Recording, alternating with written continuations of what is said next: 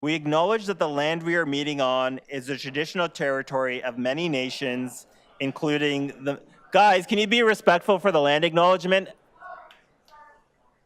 Yeah, thank you. We acknowledge that the land we are meeting on is the traditional territory of many nations, including the Mississaugas of the Credit, the Anishinaabe, the Chippewa, the Haudenosaunee, and the Wendat peoples, and is now home to many diverse First Nations, Inuit, and Métis peoples. We also acknowledge that Toronto is covered by Treaty 13 with the Mississaugas of the Credit. Commissioners, do any of you wish to declare a conflict of interest in accordance with the Municipal Conflict of Interest Act? No? Seeing none, we will move on. I would like to remind you that this is an open meeting. Those of you participating remotely will be required to submit requests to ask questions and to speak on items to the clerk. Each member has 5 minutes for questions and to speak. If you wish to submit a motion on an item, please email your motion to the clerk. Today, we will be considering the recommended 2025 TTC operating budget, 2025 to 2034 capital budget and plan, and the 15-year capital investment plan and real estate investment plan update, which I will hold in my name. Today, we'll hear first from staff who will deliver a presentation on the report before us today. After the staff presentation, the board will hear deputations on the budget, followed by questions and speaking. We will recess at 1 p.m. for lunch, and we will adjourn today at 4 p.m. I'd first like to before we start, I'd like to welcome Deputy Mayor Malik and Councillor Bravo to the board.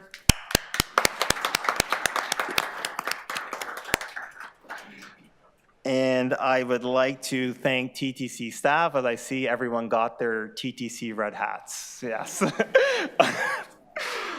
And with that, I'll ask TTC Interim CEO Greg Percy to introduce the item before us today. Thanks, Chair. This is a consolidation of a significant amount of work that started, I'm going to say, almost 6 months ago. We think we found the sweet spot in terms of optimizing new service from other really important things we need to raise our game on.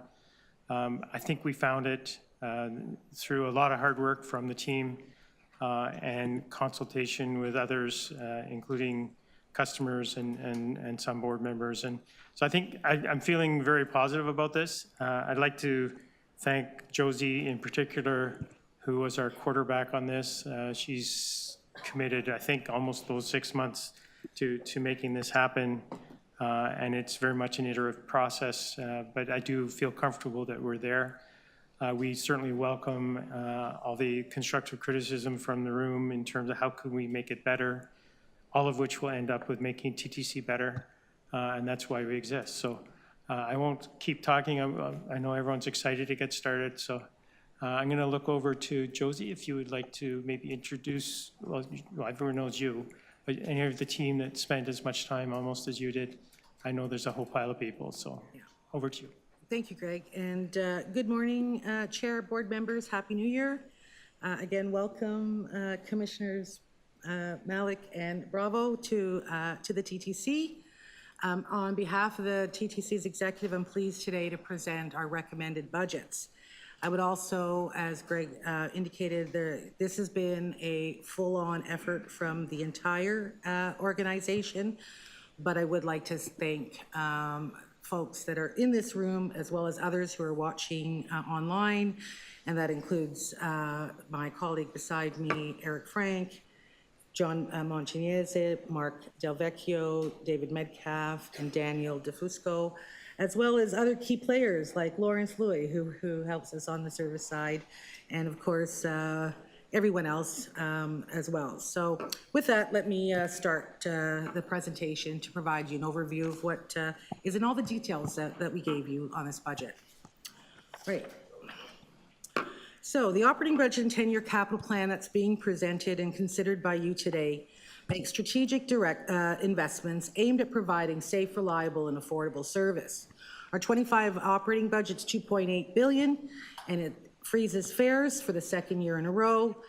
Not only does it protect our current services by increasing hours to address congestion and growth, but it also improves service reliability by adding service hours on all modes. And finally, we are making strategic, targeted investments to advance our corporate plan priorities and addressing all 5 of the strategic directions that you've approved. On the capital side, our 10-year capital plan, $16.4 billion. It secures $5.1 billion in new funding, which is the largest increase we've seen since 2020. With that, we have funded our key state of good repair priorities, making significant progress on those priorities that were before the board last July. And finally, as a result of this investment, it does reduce our state of good repair backlog by almost 50%, which is unprecedented. Next slide. So the following key factors were guided or informed the development of our recommended operating budget and 10-year capital plan. We've taken a holistic and integrated approach to our financial planning and development, and we have taken the time to determine our priorities, draw from our experience. We've assessed the condition of our assets and service, and we've applied various lenses to mitigate risk, account for equity and accessibility impacts, and of course, our funding affordability. Next slide, please. The results and trends of our service and revenue metrics have provided us with insights that have been used to help inform our process. So for example, whether we're looking at a service that you see here on some of these measures or ridership behaviors, they've all gone into building this budget. Other key indicators that we are presenting here also demonstrate the efficiency and effectiveness of our service operational, financial planning and management practices. Next slide. We've also used a balanced scorecard approach to examining our challenges and risks. Our recommended investments are targeted to address our service, our assets, our people, and our financial sustainability. We know that all 4 elements are critical to our vitality. Next slide. And finally, we've implemented our planning and performance framework by clearly linking our strategic and corporate planning to our multi-year budgeting. Our 25 budget and capital plan have been guided by our board and corporate priorities. So by leveraging our existing base funding and our capital funding and targeting recommended new investments to these 5 strategic directions, we will be advancing our corporate plan priorities with these following priority actions. These, along with other actions to be reported in a corporate plan update to our next board meeting, sets out our work plan and resources for 2025 and for some beyond. Next slide. So let's now turn to the details of our operating budget. So our 2025 operating really helps us protect affordability, it enhances our reliable service, and as I just mentioned, advances our corporate priorities. And you can see here from these various highlights that we have done everything that we can within the funding available to freeze fares, add service, both for conventional and wheel trans, increase our maintenance of our assets and our capacity for service reliability. We've also been able to capture $37 million in savings, and in total, we're funding $15.2 million gross to advance our priorities. So our 25 budget's $2.8 billion. As you can see on the left side, the majority of it goes to conventional service. And when we look at the right side and how it's funded, our passenger revenue, our ancillary revenue, and our reserves, what we would call our own reserves, our own sources, amount to 44% of the funding of this budget.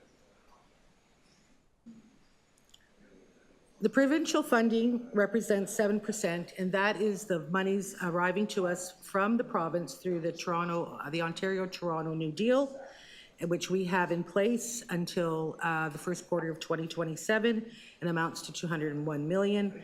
And finally, our major funding source, city funding, or the property tax base, represents 49%. So year over year, this budget increases by 85.1 million.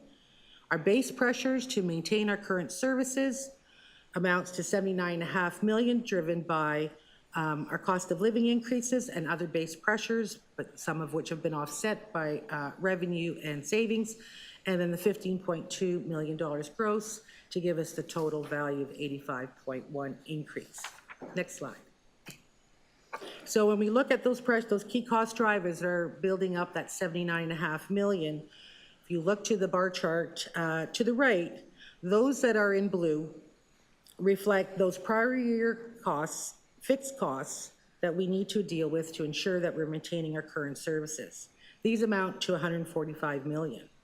In addition, to meet service demand and service reliability, we have costs of around $57 million to both provide additional base service as well as to deal with the operating impacts of capital and asset management issues.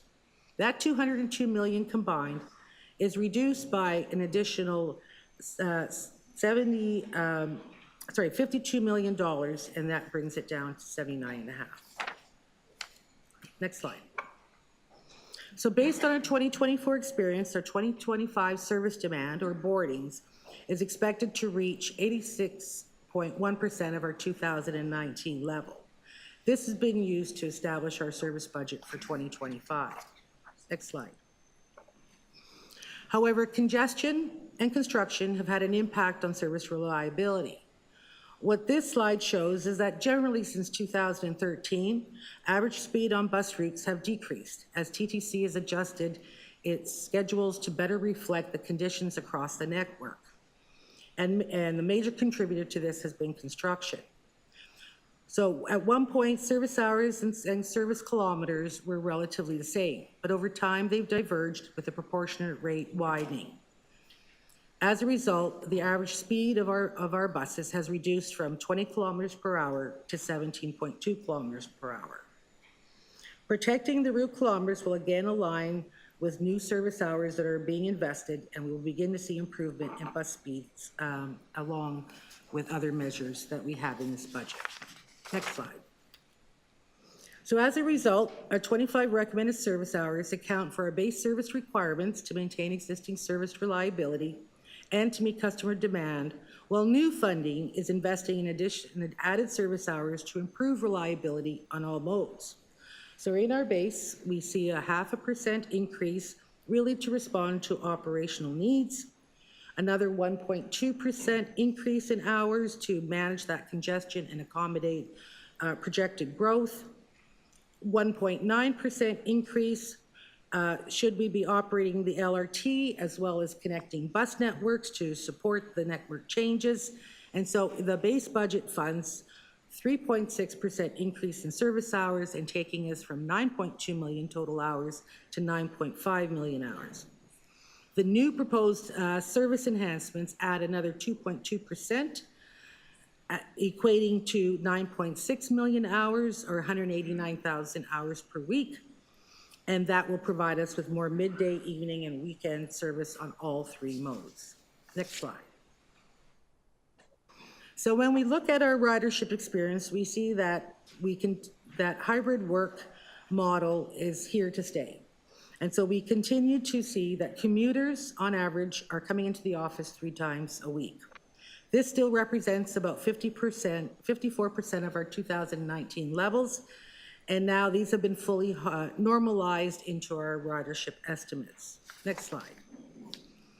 However, we're also seeing an emerging travel pattern that may be impacting our revenue. So new seasonality that we've experienced this past October, November may change the established monthly revenue experience that we have seen in the past. We have made some adjustment to revenue based on partially mitigating this impact, but there could be up to a $10 million risk in the 25 revenue budget should this change be more significant. We will monitor this closely.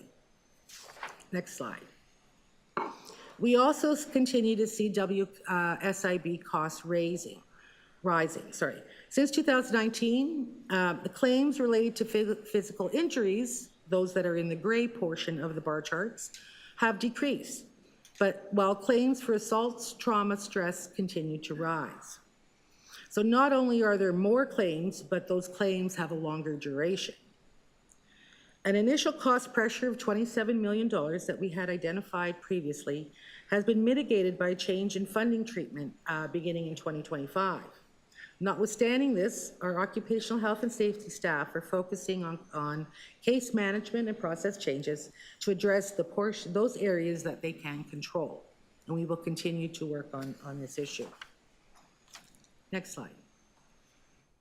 The funding treatment that I've just spoken about provides us with $21 million in expense reduction and forms part of our broader affordability measures that are built into this budget. In total, we have $37.2 million in savings coming from measures that do not impact service, as well as a $15 million one-time funding strategy that forms part of the city's multi-year balancing approach. Based on the savings that we see here today, that brings us to $232 million in cumulative savings since 2019. Next slide. In order to advance all our corporate plan priorities, our budget includes a total of $15.2 million gross and $5.6 million net, with $7.5 million of our fair compliance revenue target being reinvested to help fund these. So we have $3.2 million that is assisting us with building our workforce, $9 million really focused to service and service reliability, which includes the improvements that we've spoken about, a pilot project that's looking at our bunging and gapping on our surface routes, our response times by improving transit control resources, station management to deal with our customer experience, as well as funding some critical state of good repair, maintenance for some critical assets like our work car. We also have $200,000 in the budget to help with ensuring that we are meeting our obligations for our LRT operations should they move forward. So there's $200,000 funded from the new provincial funding that will augment our LRT operations and with a focus on customer demand and assessing their experience. It's an additional $200,000 to protect us now through our cybersecurity capacity, as well as into the future as we begin the implementation of our resiliency program. And finally, we need to protect our revenue. And so we are asking for additional resources to expand our fair compliance program on the bus network. And $12 million that has been built into this program, $7.5, as I just mentioned, is used to help offset these funds, and the balance has been used to help mitigate against potential revenue trend issue that we're seeing in the base budget. And so as we look to the recommended new investments and what are those improvements, they have been targeted to improve service and the customer experience in 2025. These are highlighted below and give you a much clearer understanding of what is built into this budget. As we look to the following 2 years, the TTC continues to face challenges. These amounts that I've identified here are minimum amounts, as they do not include any provision for cost of living adjustments beyond Q1 2027 when those expire. But with both collective agreements and New Deal funding set to expire at the same time in Q1 2027, we know that sustainable funding is still critical to the vitality of the TTC. These upcoming pressures point to the need for that model for sustainable funding to keep pace with the cost of providing safe, reliable, and affordable service. Okay, I'd like to now turn our attention to our capital program. Next slide. As many of you know, we have a very vast asset inventory valued at $26 billion that we use to deliver our services. We also have 2 15-year capital plans that guide the stewardship of that asset inventory, which are updated annually and are before you today. They identified the needs, the interdependencies, and what's funded and not funded. They provide us with a focused roadmap and plan, when we need the money and the timing, how much, and this integrated approach allows us to ensure that we are focused on investing on our priorities. We also organize our capital work against these 6 portfolios, focused, of course, on our different modes, as well as our facilities, our network-wide requirements, and the addition of Transform TO. Next slide. So when we look at our 15-year capital investment plan that's been updated for 2025, It now totals $53.4 billion. So we have been able to increase the capital funded portion by $5.1 billion as a result of new funding, of which $4.8 billion is being targeted to state of good repair unfunded needs. And as a result, our state of good repair backlog has almost been reduced by half. But as a rolling plan, it's been updated and adds another $5.5 billion, much of it to account for an accelerated rate of subway and surface track and equipment replacement given their condition, as well as incremental transform TO costs to add service, streetcar service to that amount, and also including net zero requirements to start integrating those costs of resiliency into our capital program.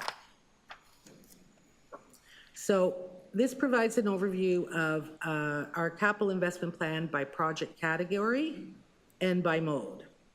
And as you can see, the total 15-year capital need of that amount is pretty much about 42% is for state of good repair, combined with the requirements of service improvement and growth that allows us to balance both what we need today as well as being agile for future capacity and growth. And by mode, you can see that the lion's share there is about 55% towards our subway infrastructure. More importantly, when you look at the chart below, what that shows you by each of these two categories is that now 31%, which is the 10-year capital plan, is now funded, and 69% is not. When we compare that to last year's 15-year capital plan, that's a 5% increase in the funding of our capital investment needs. Next slide. So again, when we look at what the unfunded portion, we look at what has changed from 2024. So in 2024, when I was before you, we talked about an unfunded requirement of $35.5 billion. It now sits at $37 billion. And so while we have funded $5.1 billion of key state of good repair items, and you can see those itemized on the left, we have also had to add, as part of our update, these additional requirements. Next slide. So a little bit more deeper into our 10-year capital plan, I'd like to highlight what's coming forward to you. So the key issue, or the key, I think, significant point of our plan this year is the $5.1 billion in new funding that is reducing our state of good repair backlog. And so now we have the matching funding of $1.5 billion from the federal and provincial government that's allowing us to move forward with the replacement of our 55 trains. We've also included funding for our 50% share, or $1.2 billion, to procure our 5 years worth of our bus replacement program, subject to getting matching funds. We've also been able to fully fund our overhaul programs, and that's been made available to us as a result of $500 million of reallocated funding made available through the upload of the Gardner and the DVP. And finally, we have increases here to support our subway infrastructure, to fund a major control center, and to begin in earnest the funding of our innovation sustainability work. So when we look at this plan, and it includes an additional $5.1 billion, the highest level of funding has been provided to us since 2020. And so our base funding, which is $11.3 billion, has been supplemented by $1.3 billion in additional priority funding and funding room. This includes the $500 million that's come to us from the city. An additional $1.2 billion to match the city, to provide matching funds for our bus program, has been made available to us by leveraging additional funding based on the TT spending performance. $1.1 billion is a result of the incremental funding coming to us from the City Building Fund. This was approved, the extension of this was approved by City Council last year. And the $1.5 billion, of course, is the matching federal and provincial funding.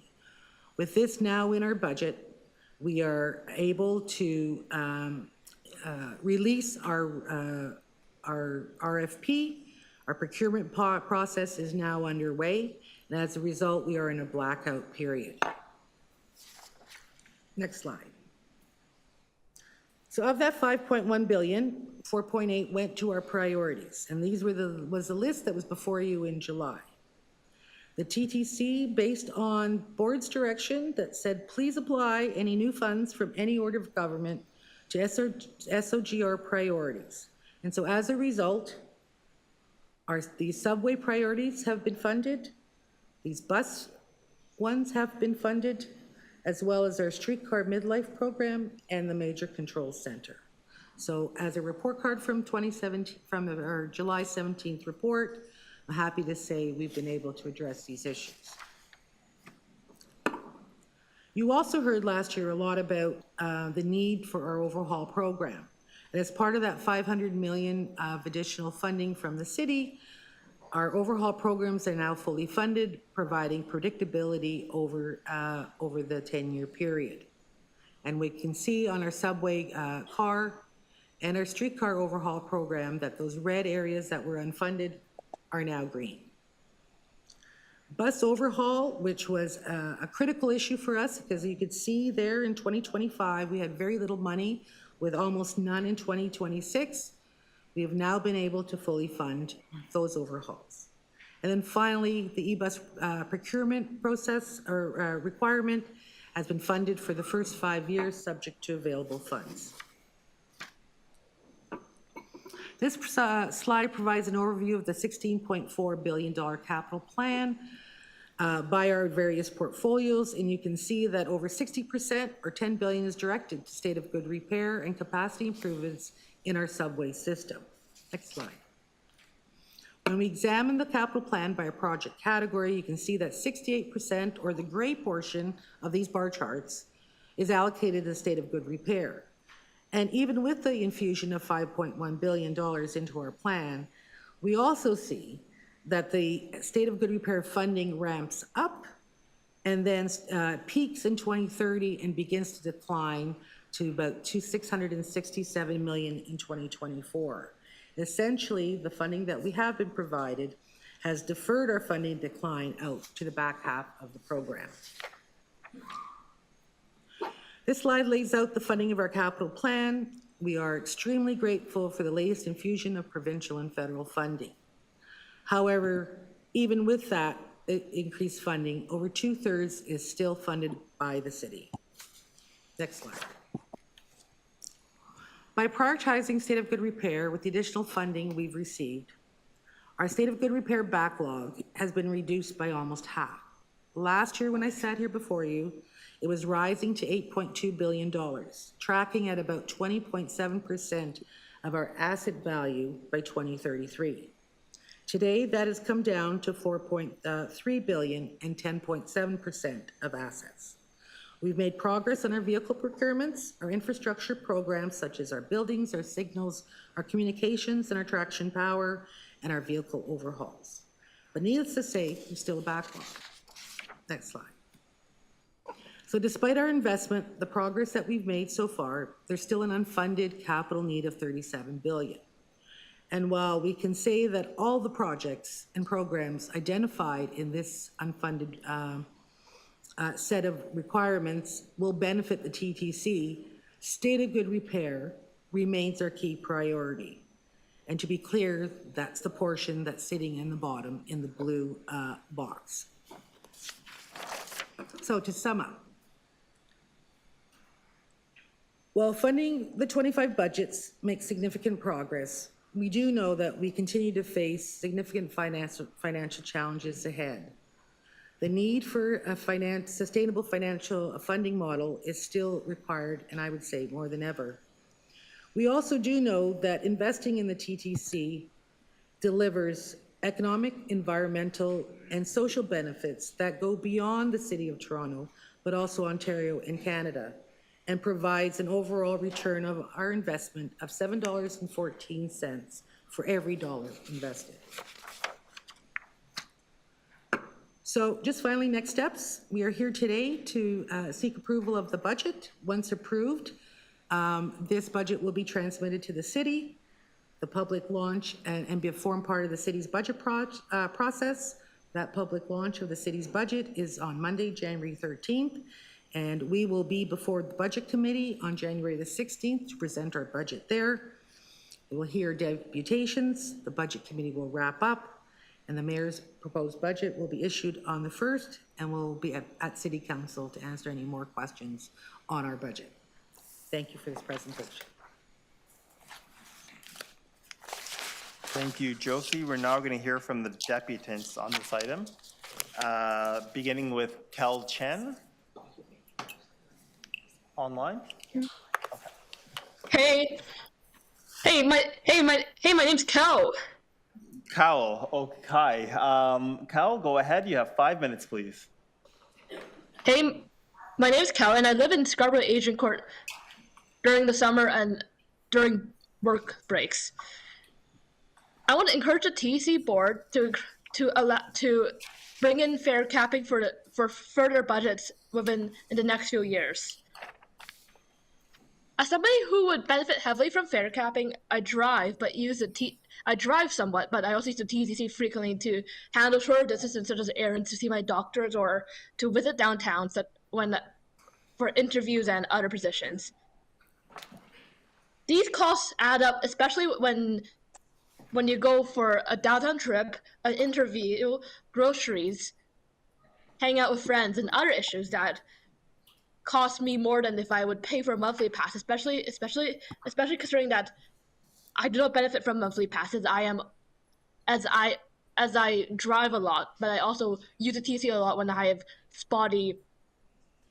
when I have to access to where I need transit. The fare cap should be weekly alongside our largest cities. New York City, for example, where I've visited, had a $34 fare cap per week, which is equal to how much we pay in monthly passes. A monthly pass generally is not a convenient or an efficient solution for many lower income groups and a majority of people, especially considering the fact that monthly passes are paid once by month, and a lot of people tend to have very, very frequent expenses that they don't expect to have, such as like interviews or chores. Many of my friends also have reported issues with TTC of the fare of having to pay like $40 a week for like 3 weeks, but also not using the bus passes in other contexts, such as especially within like marginalized communities in Toronto, student populations, and the working poor. This weekly cap encourages everyone to use transit and to make it more accessible, increasing revenue as it is equivalent to what we have as a monthly pass, but instead applying week by week instead of like just once a month. In conclusion, all of these advantages would benefit Torontonians and encourage public transit use, especially for people who drive a lot, considering that it reduces the cost of taking public transit in comparison to driving. Thank you very much for listening to my speech about encouraging fare capping onto the TTC. Thank you Anybody? very much, Cal. Does anyone have any questions for the deputants? No? Seeing none, thank you very much. Next, we have Avrit Jagdev, the University of Toronto Students' Union. Can I leave the video now? Yes. Bye. Thank you. Sorry, can you hear me? Okay. Are we good? All set? I think so. Okay, Avrit, go ahead. You have 5 minutes, please. Thank you. Good morning. My name is Avrit Jagdev, and I'm the Vice President of Public and University Affairs at the University of Toronto Students' Union, where we represent upwards of 40,000 undergraduate students at the University of Toronto's downtown campus. Thank you for the opportunity to speak today regarding the TTC budget. I'm here particularly to express my support for the proposed fare freeze and to urge the board to implement a fare capping program. Both of these asks are instrumental to ensuring that students are able to continue living, studying, and succeeding in this city. Students in Toronto rely on transit in order to get to class, to work, to essential appointments, and to connect with the rest of the city. Many of us cannot afford or access other means of transportation, such as cars, so transit is the only way we are able to get around, making it an essential part of our daily lives. However, despite being a necessity, transit is not always affordable for students. Over the years, we have seen fare increases that have only made it harder for students to access the mobility that they need in order to live their daily lives in the city. Students are especially vulnerable to being negatively impacted by these fare increases and their contribution to the larger affordability crisis in Toronto. The vast majority of students have limited to no income, and this means that we have to stretch limited funds just to pay for transit. And the rising cost to ride the TTC has left many with no choice but to make cuts on other essentials.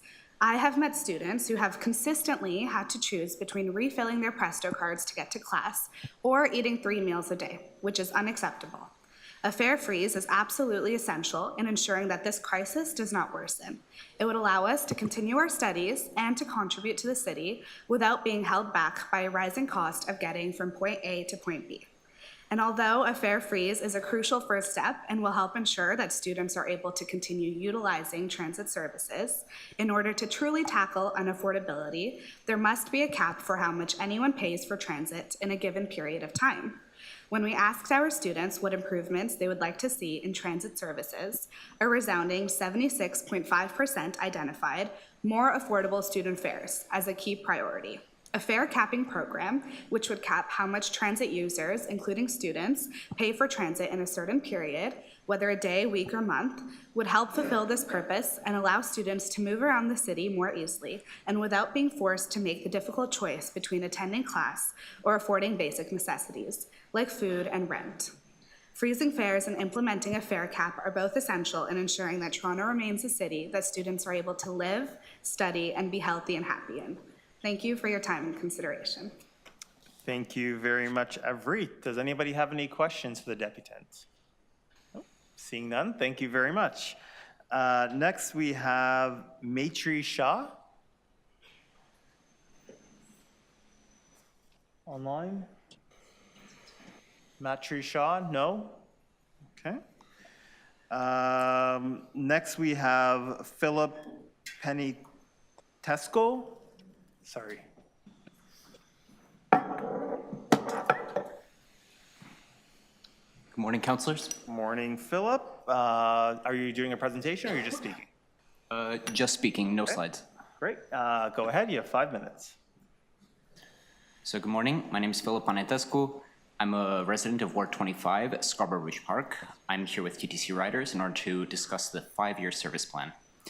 The TTC budget provides some great suggestions for better service standards. The 5.8 increase in total service hours, particularly that 2.2 increase at non-peak times, is going to significantly increase the reliability for commuters who are choosing to use transit at non-peak times. However, despite this, the plan lacks a ambition for the future in general. The Ontario government estimates a GTA population of 10.4 million by 2051, a 41.4% growth from the 7.4 million in 2023. The 5-year service plan forecasts about 480 million rides per year by 2028. The TTC needs an ambitious plan to win back transit riders, as the 5-year service plan won't even bring ridership to pre-pandemic levels by 2030. This is a growing city that needs TTC service standards that reflect the reality if it wants to prevent a drastic increase in congestion. This is why I think the following needs to be done. Increasing the TTC operating budget of 3.2 million to the original cost of 18 million as suggested by the 5-year service plan. Under Action 2.6 in the released budget, the budget proposes restoring many of the service standards cut by Meritori back in 2023. Restoring potential services would include, or I'm just highlighting ones that were particularly useful for me as a Scarborough resident, restoring the 10-minute network, expansion of the Express Plus network, and expanded overnight service to support shift workers. Now, Council, you may hear me talking about all these wonderful ambitious plans to improve the TTC service standards, but where is the money for the extra cost of 18 million going to come from? This is where the use of a commercial parking levy is optimal. The city has projected that a levy could bring in up to 150 million per year to fund the TTC. A commercial parking levy charges large corporate landlords that benefit from TTC access without paying back into it, such as Yorkdale Mall. In order to ease the minds of small business owners and immigrant-owned businesses against the threat of commercial gentrification, this levy is not going to affect small strip malls by excluding the first 10 or so spots. This type of levy already has existed for a while now in cities like Montreal. Congestion has increased a lot since amalgamation. In that time, we have had the cancellation and delay of most of the Transit City LRTs, Negling Crosstown route that has taken over 14 years to build and still isn't running, and a pandemic that has damaged the TTC's ridership and subsequent fare box ratio severely. Councillors, especially those of you that use transit, especially in Scarborough, I want you to imagine a Toronto where you can count reliably on the bus to show up so often they don't even need to plan for the headway. Why do I need to plan for headway or delays because of congestion or because of bunching or in order to get groceries?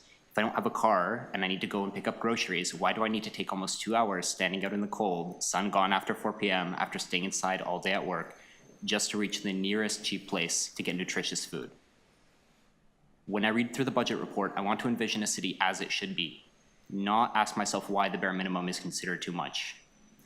I want to see a city where frequency is prioritized by paying the operating costs of service and not one where media pundits act as if the cost of a worker's wage is what's raising the cost of a service, especially given for transit, given how the cost per hour of operations, i.e. mileage, servicing, garaging, infrastructure, at the TTC is substantially higher than that of an operator's wage. If potential revenue sources like the levy aren't limited, we need to stop treating them like they are. Thank you so much. Thank you, Philip. Does anybody have any questions for the deputant? No, seeing none, thank you very much. Next, we have Alan Yule. Alan? Great. Mr. Chair, this board already has two pieces of correspondence. You have a third one that's being delivered to you right now. Mr. Chair, because you had a press conference at Wilson Station on Tuesday, the public's opportunity to participate in this meeting was greatly reduced. The opportunity to sign up to speak to this meeting went from the usual 6 days down to 2 days, 2 hours, and about 15 minutes. The TTC and politicians hope that this will be an aspirational budget. I would say it misses the target mostly altogether. At Tuesday's press conference, the mayor said we are freezing TTC fares because we have an affordability crisis. I agree. This budget does not address that affordability crisis for TTC riders, but it actually could. Mr. Chair, you have one of this report before you. The TTC has the lowest cash fare in the GTHA for any agency using Presto. Excluding the TTC, there's a discount for using Presto of 10 to 32%. The TTC Presto discount on the TTC is 1.52%. Because our base cash fare is so low, it limits on what other fare products we can offer. Durham Regional Transit has the highest cash fare, but the lowest monthly pass to break even in the GTHA at 36 trips. Ours is 48. You also have this table before you, Mr. Chair. Like I said, it takes 48 trips to break even on a TTC monthly pass. Provincial average is 32 trips. This is all Ontario that get the same provincial funding that we do. We have the lowest fare in the GTHA, but the highest monthly price for our passes in the country. This is our TTC affordability crisis. Our cash fare is actually in the lower third of nationwide, but our monthly pass is the highest. As part of Tuesday's press conference, it was stated that TTC intends to reduce fare evasion this year by $12 million. From what I can see in this budget, this plan seems to be all stick and no carrot. To meaningfully reduce the fare evasion on the TTC, it requires both the application of carrot and stick. This table shows that the cost per revenue ride to be $6. Depending on the time of day, that cost may be lower than that. At some times of day, we can add more riders to the bus, subway, LRT, or streetcar. We can do this with no increase in labor and only a negligible increase in traction cost. At 48 trips to break even, the TTC monthly pass is not a high-value product for most of our customers. In retail terms, the TTC monthly pass is a high-margin item, lots of money to be had, but we don't sell enough of them to actually take advantage of that margin. For my travels on the TTC, there appears to be a racialized component to customers buying the TTC monthly pass. The monthly pass customers that I see on the TTC tend to be new Canadians. These customers don't yet realize that 48 trips to break even they're not getting value for their money. Long-term TTC customers tend to look at a 48-trip monthly pass as the TTC trying to rip them off. This is a contributing rationalization for some fare evaders. I don't know what the average number of monthly passes we sell each month is. What I do know is that if a number isn't broadcast by the TTC, it tends not to be a good number.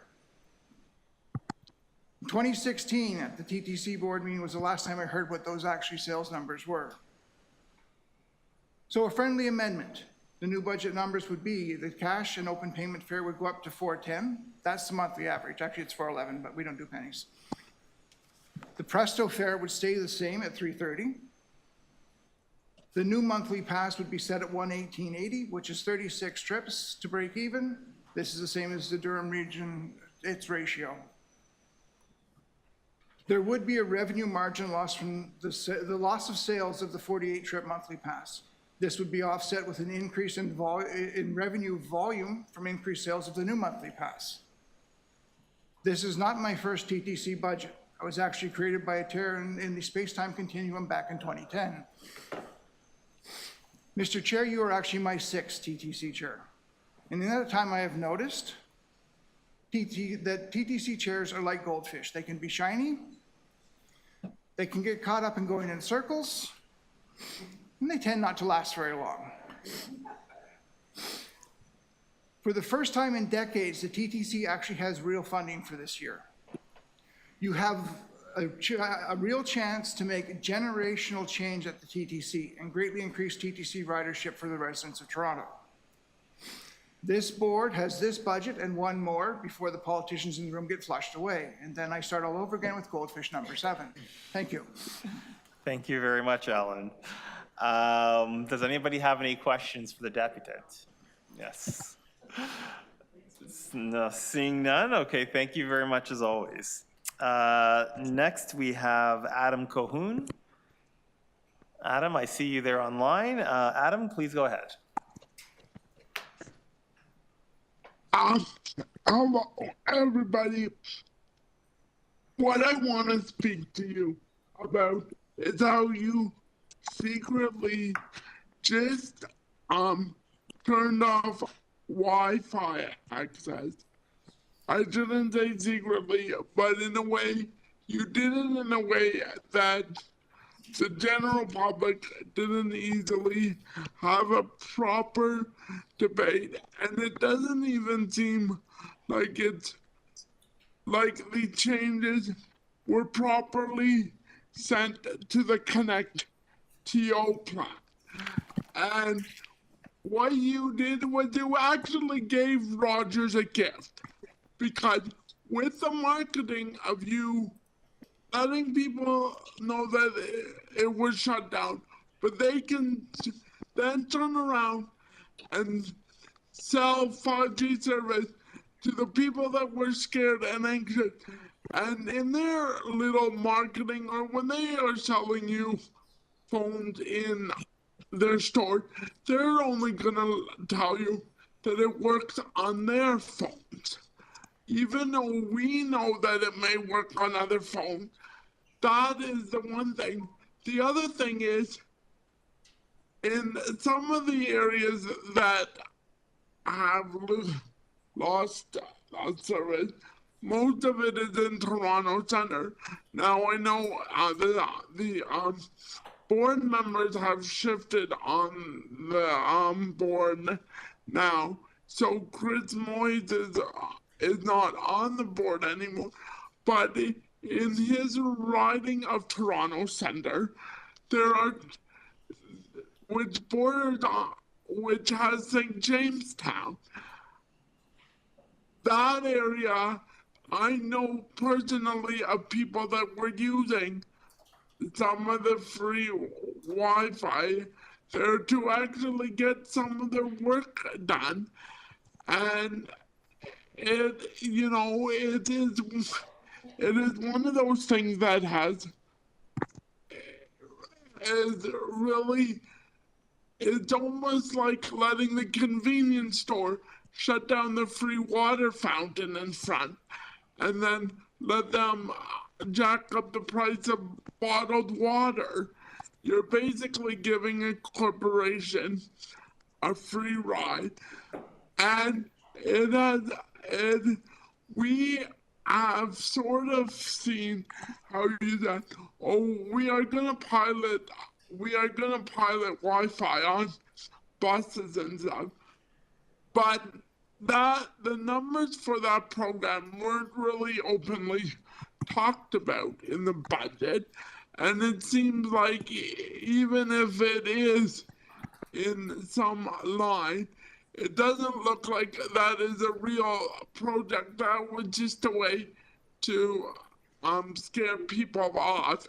So I am asking that there be a little bit of a budget aside to work with ConnectTO to make sure that more people that have access to Wi-Fi, and a neighborhood like St. Jamestown, it's not easy to just say, oh, go down to the library at Wellesley and Sherburne.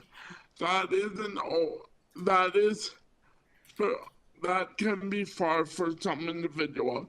So I do, as I've sent I have sent a correspondence document. I just want the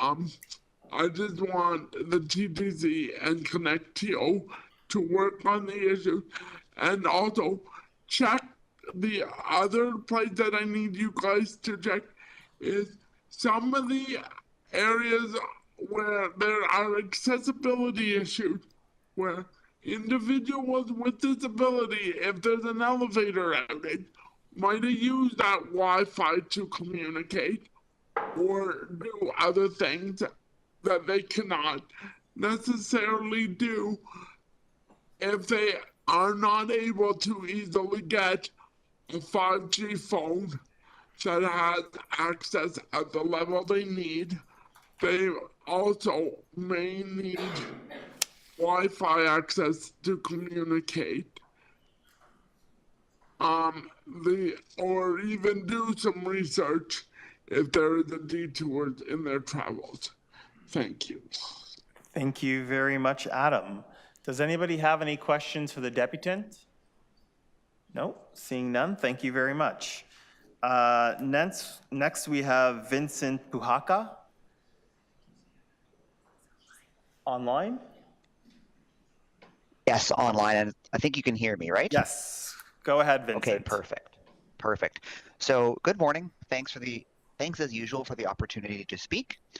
So I've been doing transit advocacy work for some time now, and this budget stands out to me because finally I see some ambition to restore the TTC to some of its lost greatness. I'm happy in particular to see an effort to restore off-peak service standards that were cut a few years ago. And I'd be remiss not to mention the fare freeze, which gives some much-needed cost relief to riders. That being said, we still have a lot of work to do. And I want to focus in on two goals, which are currently not in the budget, but really should be. So on my first issue, are any of you sports fans? Whether you prefer hockey or basketball, aren't you sick of being worse than Boston? Well, when it comes to slow zones on rapid transit, we're also getting our you-know-whats handed to us by Boston. In what should sound like a familiar story, years of deferred maintenance on their transit agency, the MBTA, led to a number of system issues like poor track conditions that resulted in a pretty massive amount of slow zones on their system. So in 2023, they had over 100. At the end of 2024, they've eliminated all of the slow zones. So this is recent, at the end of last year. It didn't happen by magic. It was a result of a concerted effort to tackle state of good repair issues. Here in Toronto, we're in a similar situation to what Boston was dealing with a few years ago, and it was causing transit riders to miss connections, arrive late, and just not trust transit to get them around reliably. I personally switched to GO to avoid the slow zones that used to be on Line 2 westbound from downtown. It was more expensive, a bit of a backtrack to use, but I just couldn't handle having literally no idea if I'd get to work on time. So although the capital part of this budget really does make a great start in tackling our state of good repair issues, it's really good. I'm going to be blunt. I don't see why we can't aim to have no slow zones at all within a reasonable time frame.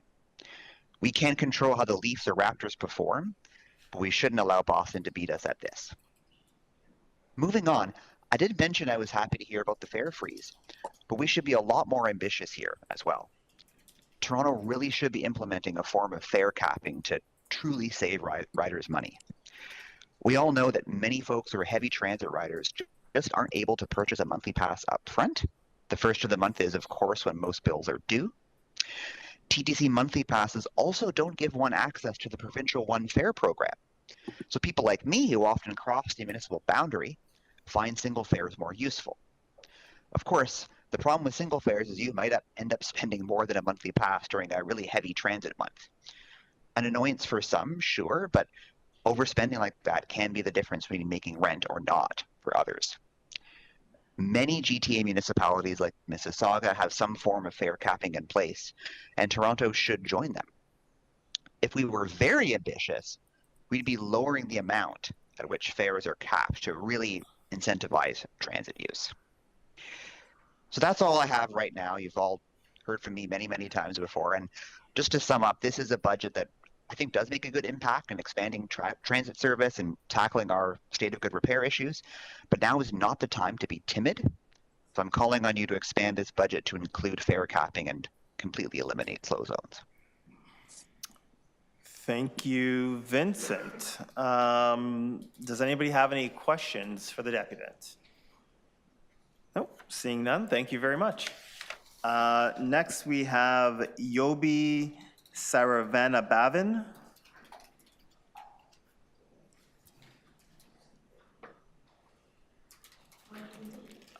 Go ahead, Yobi, 5 minutes, please. Oh, sorry, can you hear me? Okay, should I start? Yes. Okay, good afternoon, good morning, members of the TTC Board. My name is Yobi Saravanabhavan. I am a resident of Toronto, where I live in Ward 21, Scarborough Central. I would like to thank you for allowing me the opportunity to speak today. Today, I am here to speak about the recommendation to increase funding towards free Wi-Fi as part of the budget. The cancellation of free Wi-Fi by Rogers and the TTC is negative since it has an impact on people, including marginalized communities, low-income groups, and people with disabilities. This is because people use free Wi-Fi and they are unable to afford the use of cellular data, which are increasingly expensive. I also use free Wi-Fi at the TTC, which includes reading emails and using social media. The issues that the Wi-Fi is not available between tunnels where the Wi-Fi is disconnected when the train leaves the station and the Wi-Fi reconnects when the train arrives at the station. In addition, some buses have Wi-Fi while the streetcars do not have Wi-Fi. Canceling free Wi-Fi is a mistake since people are currently facing issues which includes the housing crisis, the cost of living crisis, unemployment, inequality, and a rise in crimes. The cancellation of free Wi-Fi began on Friday, December 17, 2024. And it is negative since I am unable to connect to free Wi-Fi, and it can be stressful if I want to contact someone, read emails, or find a location without Wi-Fi.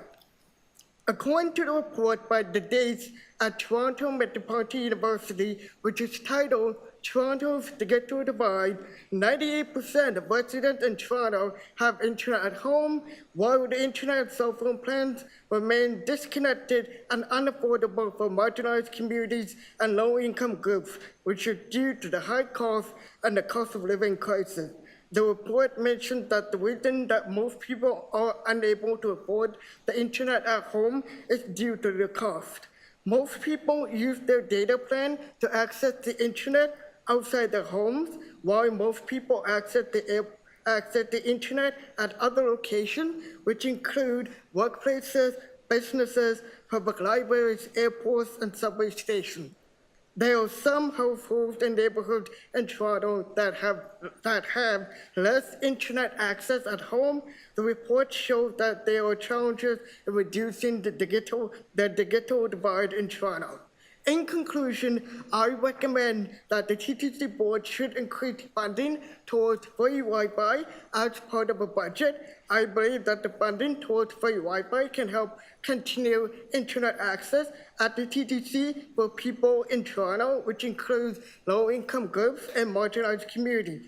Despite the concerns about the digital divide, the municipal government is working on reducing the digital divide that can help improve internet access to people in Toronto, which include expanding access to public Wi-Fi in places that are owned by the City of Toronto.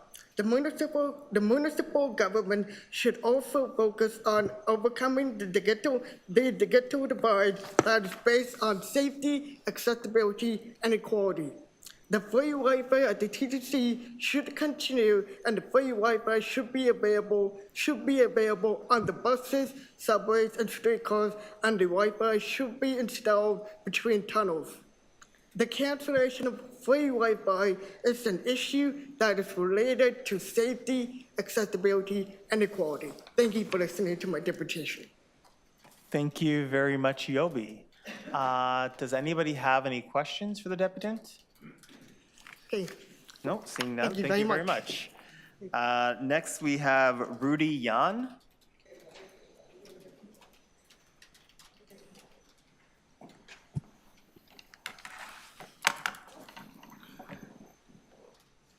To the chair, is it okay if I present with Rudy as well? Can I hear you? To the chair, is it okay if I present with Rudy as well? Are you registered? Yes. What's your name? Noah Sabah. Okay. Are you guys going to do a joint presentation? Yes, we represent the same organization, the University of Toronto Rocket Riders, the Student Transit Forum. Okay. So that's Rudy Yan and Noah Saba. Please go ahead. Good morning. Thank you for having us. My name is Noah Sabah. I'm a fourth-year architecture student at the University of Toronto, and I'm the Secretary of Advocacy at the University of Toronto Rocket Riders, the Student Transit Forum. My name is Rudy Yuan. I am a third-year student at the University of Toronto studying international relations, and I am the co-president of the University of Toronto Rocket Riders. The University of Toronto Rocket Riders is a student advocacy group that represents student interest on issues of public transportation, in addition to hosting events for students interested in transit issues and collaborating with partner organizations like the TTC Riders.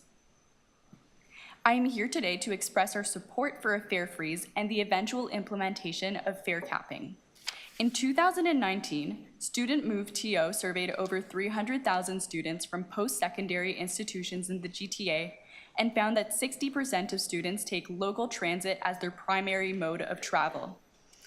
While it's great that students can count on the TTC to attend classes, 41% cited their commute as a barrier to participating in campus activities, co-curricular experiences, and their academic success. Drawing from my personal experience, the cost of the TTC has dissuaded me from leaving campus during long breaks between classes, limiting my mobility, particularly in colder months. Fares being a cost consideration for many students when enrolling in courses and committing to extracurricular activities, often condensing their schedules to require them to travel to campus on fewer days, which it should not be. Public transportation should be a mobilizing factor, not a limiting one. The proposed fare freeze is not only a temporary relief, but a necessary step toward a more equitable and accessible transit system. Many students are already under significant financial strain, considering soaring housing and living expenses. Transit fare increases disproportionately impact those who rely on public transit the most. students, low-income residents, and marginalized communities. Moreover, fare capping would represent a significant improvement for the TTC's fare structure. Fare capping ensures that transit riders are not charged beyond a certain threshold within a given period, essentially providing a monthly pass benefit without the upfront cost. This system incentivizes public transit usage and provides financial predictability for riders who might otherwise avoid the upfront commitment of a pass. And on the topic of passes, the high cost and anachronistic procedure to obtain a TTC post-secondary pass significantly limit its real utility for students. The cost of the pass, $128.15, means that students 20 years or older who no longer benefit from the reduced youth fare must make at least 39 journeys on the TTC per month in order for the pass to cost less than paying for each journey individually. This means that they must be commuting to campus at least 20 days a month or 5 days a week. Owing to variable class hours across programs and online instruction, however, not all U of T students commute to campus every day, with some students even scheduling their classes within a few days of the week to save on transit fares. The necessity of obtaining a TTC post-secondary photo ID in person, either at the Bathurst Station Photo ID office or at one of the TTC's pop-up stands on university and college campuses, further complicates the procedure of purchasing a pass and costs an additional $5.25 or $7.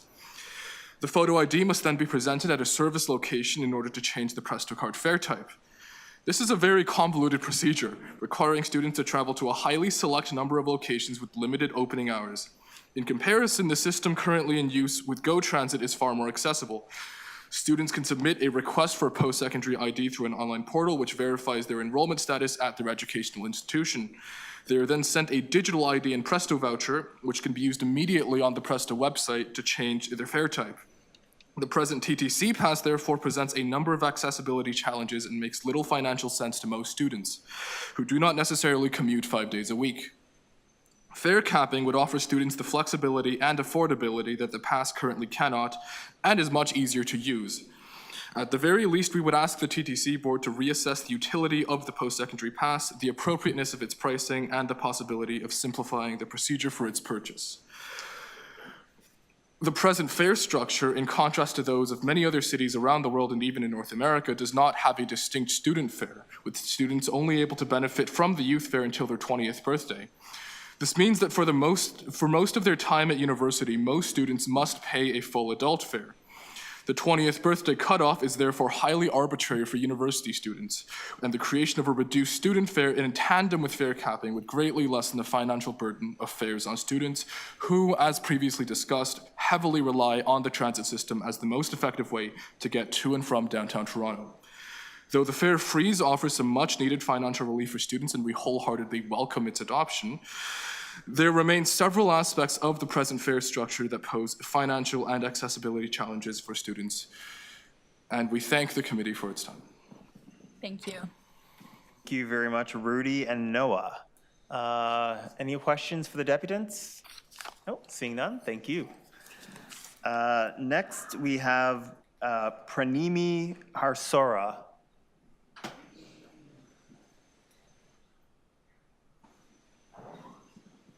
Welcome, Pranimi. You have 5 minutes. Please go ahead. Hi, my name is Pranami Harsora. Sorry.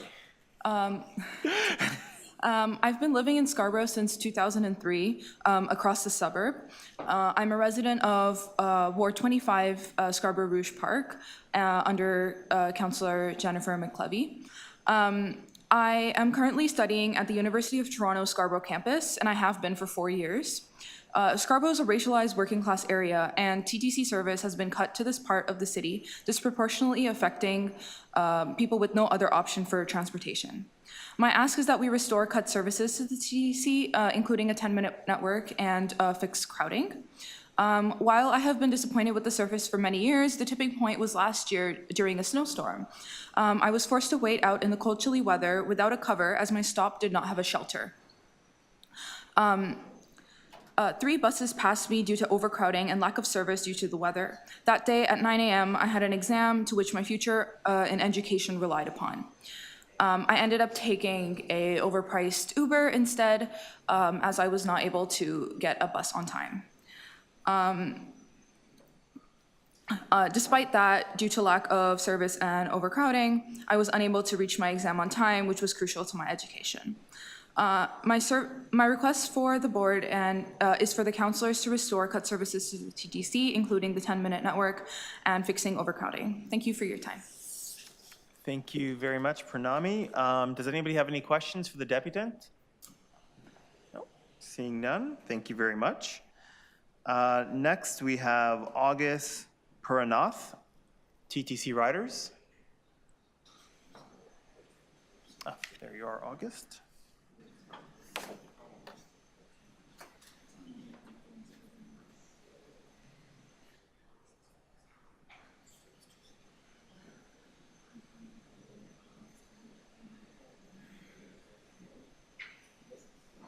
Do you need help with that? Yeah. Oh, there, got it. There you go.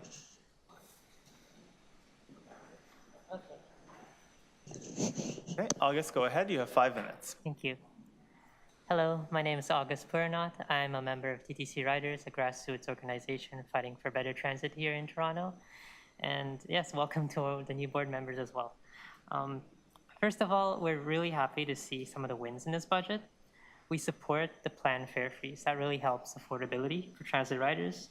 Service increases to off-peak transit is great news as well as more funding towards state of good repair, and more outreach workers, and finally a pilot to address bus bunching, which is something riders have complained about endlessly. Riders need relief. Fares have risen faster than the rate of inflation for decades, and this fare freeze is a great move, but we also need to see more ambition. You've heard from riders before that we need to see fare capping on the system, and they've already spoken very well on why we need fare capping. But so I'll just say personally, I've never bought a monthly pass. The $156 upfront cost is just far too much as a low-income person, even though I actually could benefit from using a monthly pass because of the discounts that it offers over the longer term. But it's not accessible to me because of that high upfront cost. Not a lot of people have $156 floating around at the start of the month. So fare capping is a great way to make transit more affordable and equitable for riders. And the reason I want to bring it up is it's not just a pie-in-the-sky dream. The TTC actually endorsed fare capping in principle back in 2022, and we are asking for a report back on costs and options for fare capping because it would be a great option to improve affordability. So yeah, this is a turnaround for service, but it doesn't fund everything the TTC had aimed for in its 5-year service plan. We need an ambitious ridership growth strategy. So let's talk about service crowding standards. Back in 2023, the standards were cut outside of peak hours, meaning transit is being planned for standing room only crowding even outside rush hour. So here's a breakdown of the current service standard.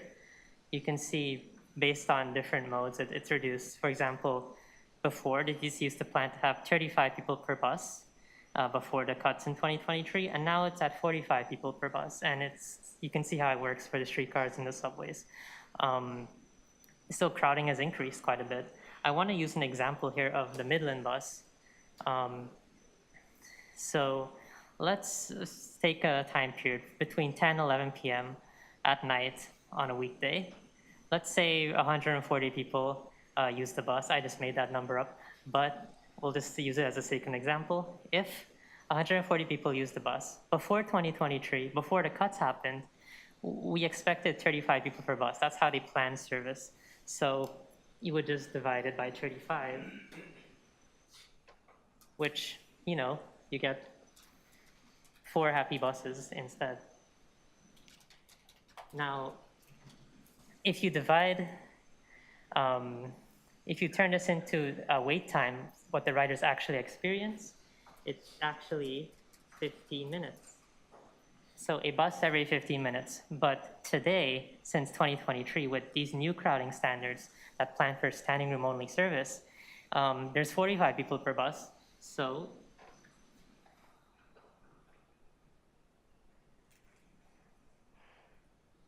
riders are waiting 20 minutes instead, and they're experiencing much more crowding than they usually are. And this is it's an accessibility issue.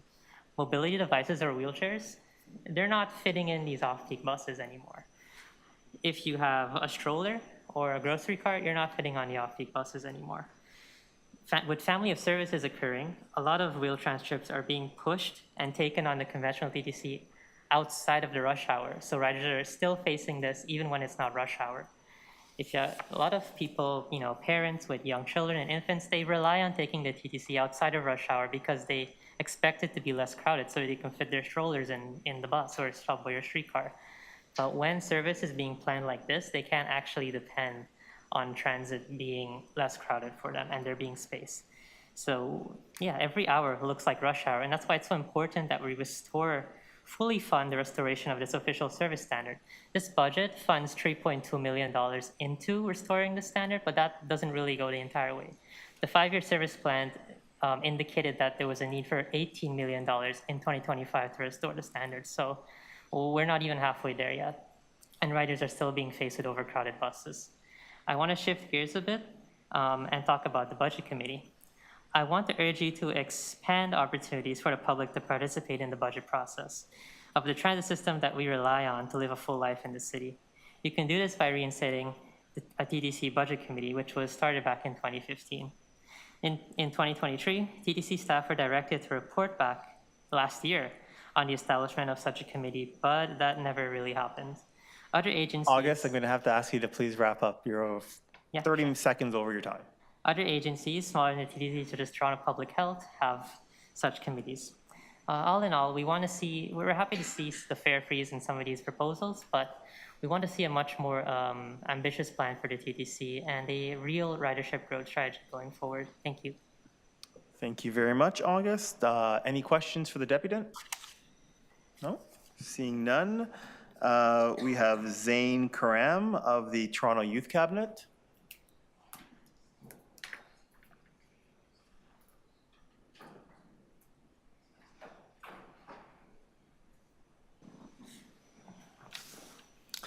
Good morning, Commissioners. My name is Zane Karam. I am the Transit Lead for the Toronto Youth Cabinet, the city's official youth advocacy body. Commissioners, the item before you today is honestly a breath of fresh air. For many years, little has been done to improve service and maintenance of the system, but this recommended budget addresses those concerns by introducing a pilot to address 10 of the most unreliable bus routes, improving station maintenance, and most significantly freezing fares.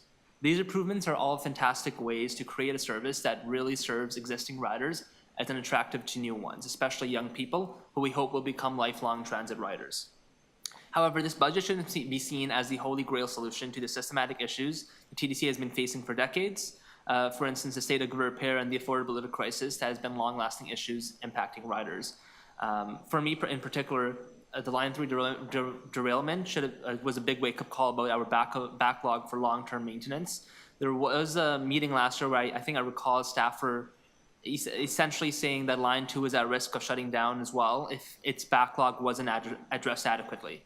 It's so critical that we choose to fully invest because we need good, efficient public transit so that my generation and future generations can dependably rely upon, because for many young people, the TTC is their only way to get around. Now, this is for many reasons. The most obvious is that young people just can't drive, but another big reason is the cost of getting around. The associated costs of owning a car are just way too high for the average young person, so they rely on public transits. The fare freeze is very much welcome, but it's still above the rate of inflation. I've personally heard stories of post-secondary students foregoing meals so that they would have enough for the bus ride home. Now, the TTC could mitigate situations like this by going further for affordability by bringing in fare capping. The TTC Board approved the idea in 2022, but a report was never brought back to the board with costs and options.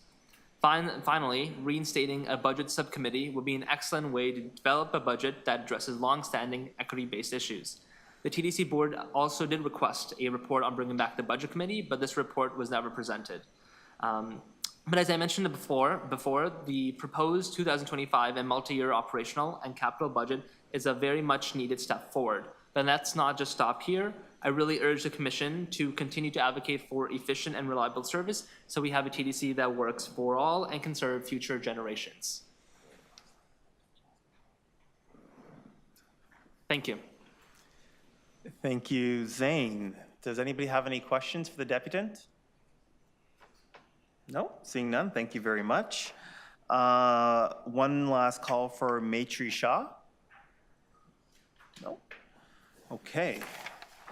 So now we will start taking questions from members, and first I have Commissioner Osborne, then Commissioner Jagdale, then Commissioner Matlow. So Commissioner Osborne, please go ahead, 5 minutes.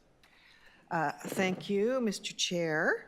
I wanted to talk about what I thought I was going to nickname the $239 million wall of doom that is coming in a couple of years, and just how while it doesn't impact directly this year's budget, it is a very, very large number, and it's sort of typical with the way that we end up having to sort of patch together solutions. But I'm just curious if we could start with putting some context around that number, and what would it take if we didn't get resolution to that? What kind of fare increase would we have to impose on our riders to make up a shortfall that significant?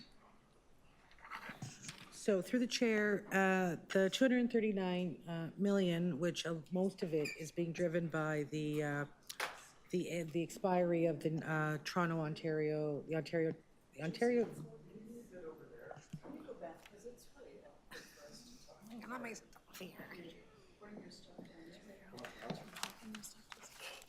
Sure.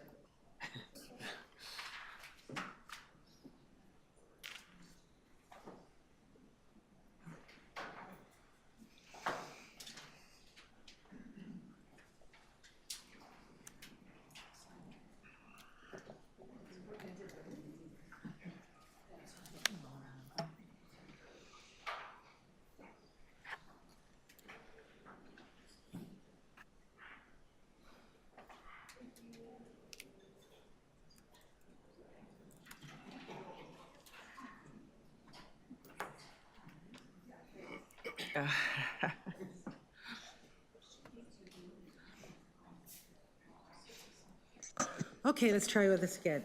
So through the chair, the most of the significant increase in 27 as we know it at the moment, because it's also missing some COLA impacts for 3/4 of a year, but it's being driven by the expiry of the Ontario-Toronto New Deal. Now, there is work underway. The city's leading negotiations for New Deal 2.0.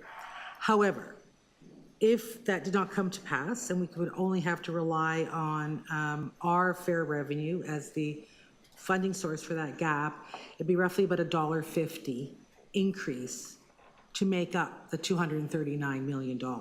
Yeah, that's not surprising, although that is a rather heart-stopping number. My second question is, I'm just wondering what measures are you taking to accommodate a potential 25% tariff on things that other items that are exposed to any kind of tariff action that may be forthcoming from the new president? So in the midst of preparing for today, I've asked our procurement team to start looking at that and to look at particularly our parts and a lot of our materials that we use for construction as well as for ongoing maintenance, which would be kind of the primary sources to try to understand who our suppliers are, the amount of Canadian content that might be in there to start assessing the risk. So I don't know that. I don't have anything definitive. That analysis just starting. If I can add, it's really important through the procurement process to create the competitive bid environment, because I think that will help buffer that increase if it happens, because the marketplace really wants TTC business, and to be competitive, they can't just tack on 25%. So being competitive is critically important. We're working really hard within the procurement team to generate that. Thank you very much. Okay. Next, we have Commissioner Jagdale. 5 minutes, please. Thank you, Mr. Chair. Just before I jump into questions, Josie and to the extended finance team, thank you so much for doing an excellent job preparing an excellent budget.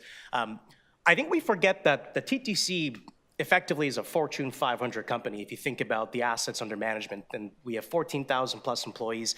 This is a massive feat. So I just wanted to congratulate you and the team for excellent work on this. And we should not forget that. I wanted to double click onto an answer that you shared with Commissioner Osborne around the funding gap that we're going to see in 2027.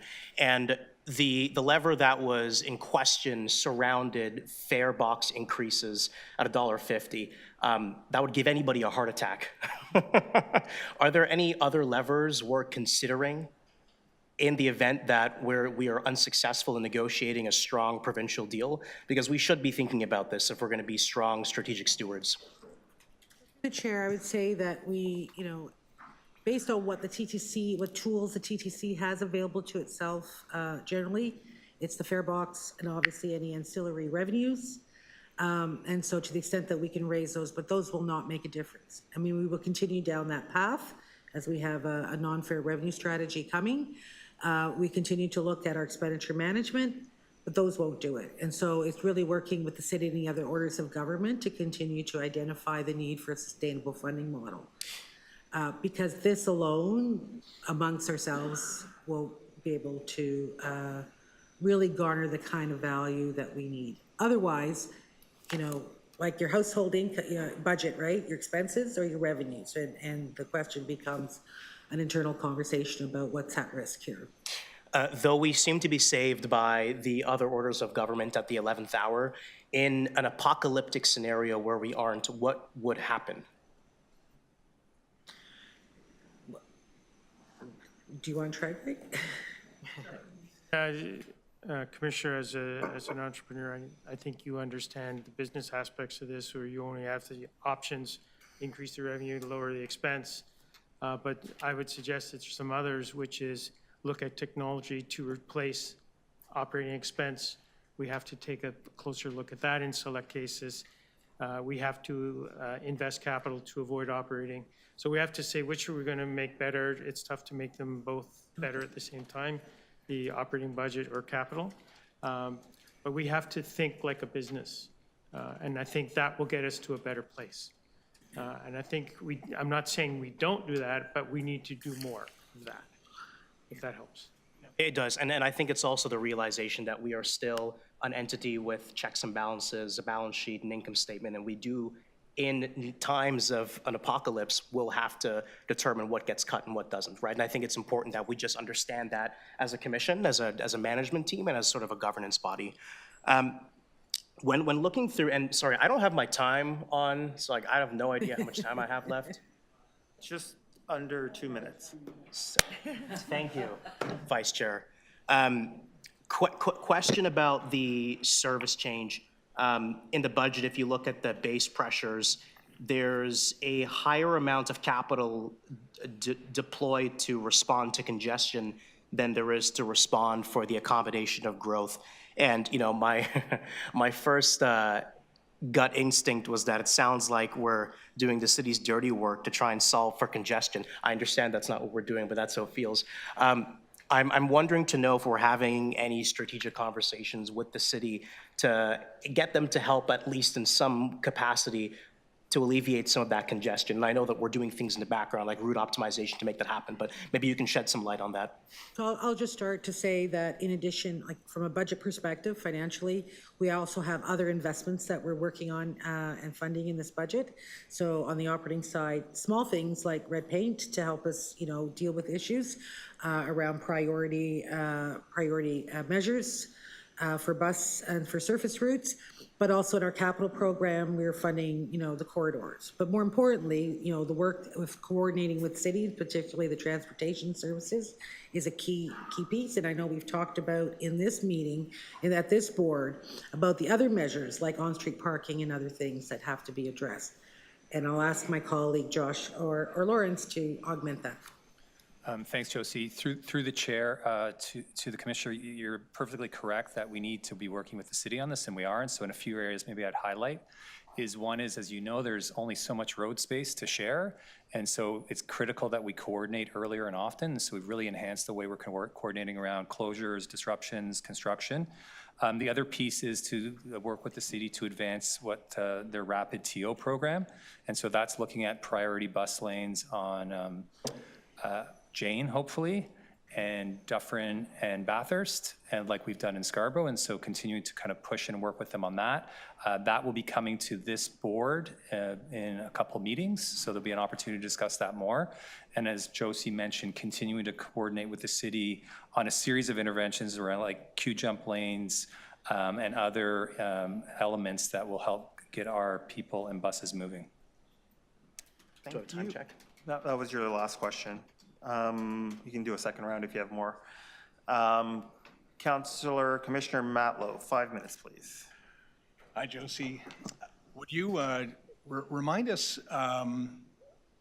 when it comes to the total operating budget, how much, what are the percentage points? How much of it is coming through the fare box? How much of it is supplemented by council through the property tax base? Can you put up the slide?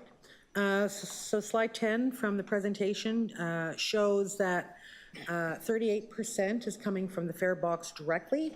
When you add our other revenues from advertising, parking lots, that's another 4%, and then we've got 2% in reserves. City Council, or the city, and through the property tax base is funding 49%, or just almost $1.4 billion, and the province through the New Deal funding 7%. And that's an ad hoc, that's a one-time. Yes. To the first quarter of 2027, at which time that amount needs to be replaced from one of these sources. Is there any other big city in the world that you know of that operates transit with such a funding model? So through the chair, both in my previous role and my role here, we've done a lot of work to understand what revenue tools, municipalities have, and by extension transit authorities. And so the answer is no, because many transit authorities will have access to other types of revenues, including in some cases their own share of a tax that they can actually generate themselves, or where a city has generated a tax that is dedicated to the transit function. Well, so it's either a specific revenue tool that a city might have, but in many cases, it's also a higher level of government, whether it be state or federal, that will provide an ongoing, reliable, sustainable funding source as well. Yes, thank you for reminding me, of course, right? And so in the U.S., we see obviously federal and state funding, but we also see, abroad where, a lot of them are city states that actually generate those funds and make sure transit's being funded. Within this budget, I'm going to take a different turn. Within this budget, are there any baked-in service reductions that we should be aware of? So through the chair, there are none. None at all? None at all. Zero. Zero. Good.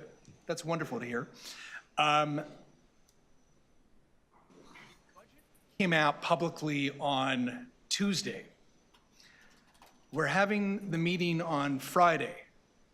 Nowhere. I believe it's reasonable that the commissioners and the public are given 3 business days to review such a large and important budget before voting on it. So through the chair, I would agree it's not our best intended approach and practice. I think combination of circumstances, including the holidays and our ability to align with what we were announcing is kind of part of the issue here. But we endeavor to try at least meet the 7-day agenda closing deadline, like the city's deadlines, and that is really our goal.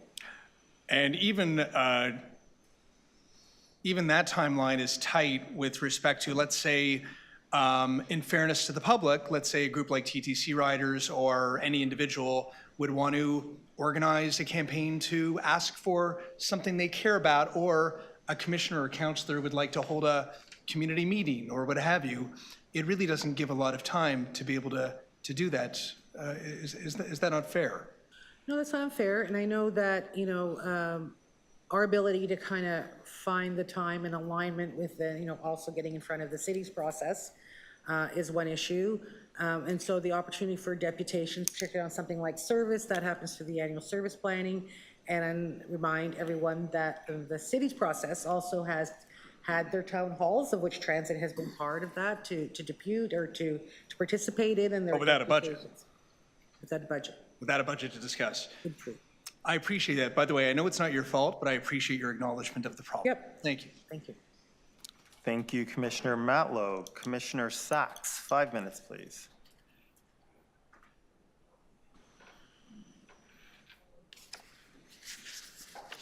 Okay, thank you. First of all, again, thank you to Josie and the staff, although I certainly echo the concerns about the time we got to review this. Josie, the federal money that's been promised to us, have we locked it down? Will we get it even if the government falls?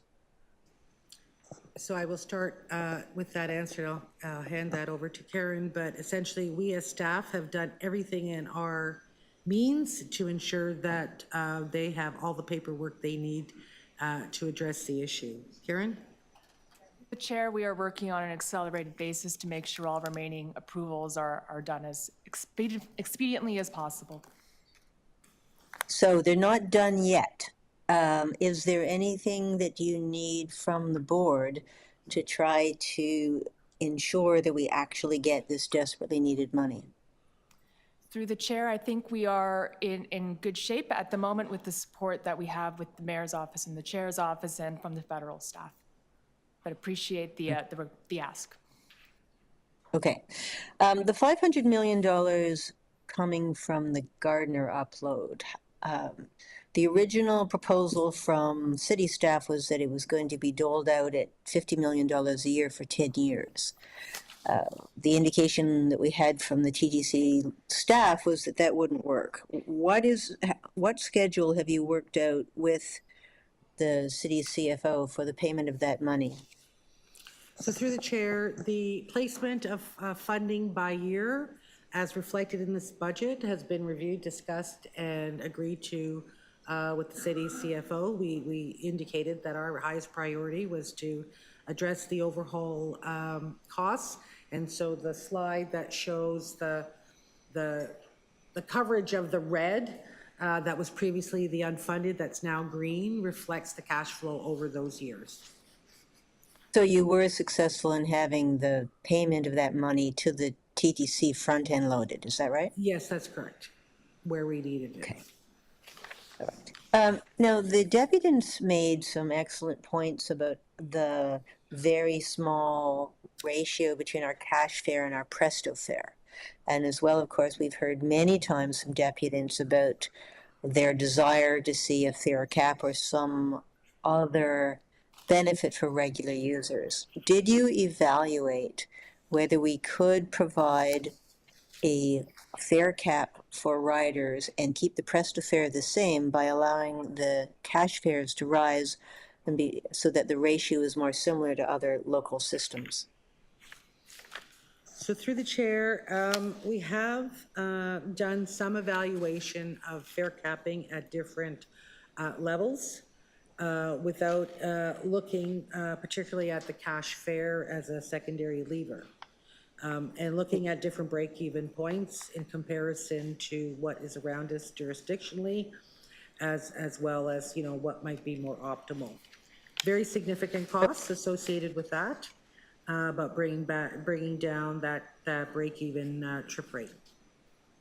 I understand there's a significant cost to it, and certainly we're not in a position to give up more revenue, but the taking together the points of the deputants, how long would it take you to be able to advise the board whether we could provide a fare cap at something lower than 48 rides a week, or at least 48 rides a week by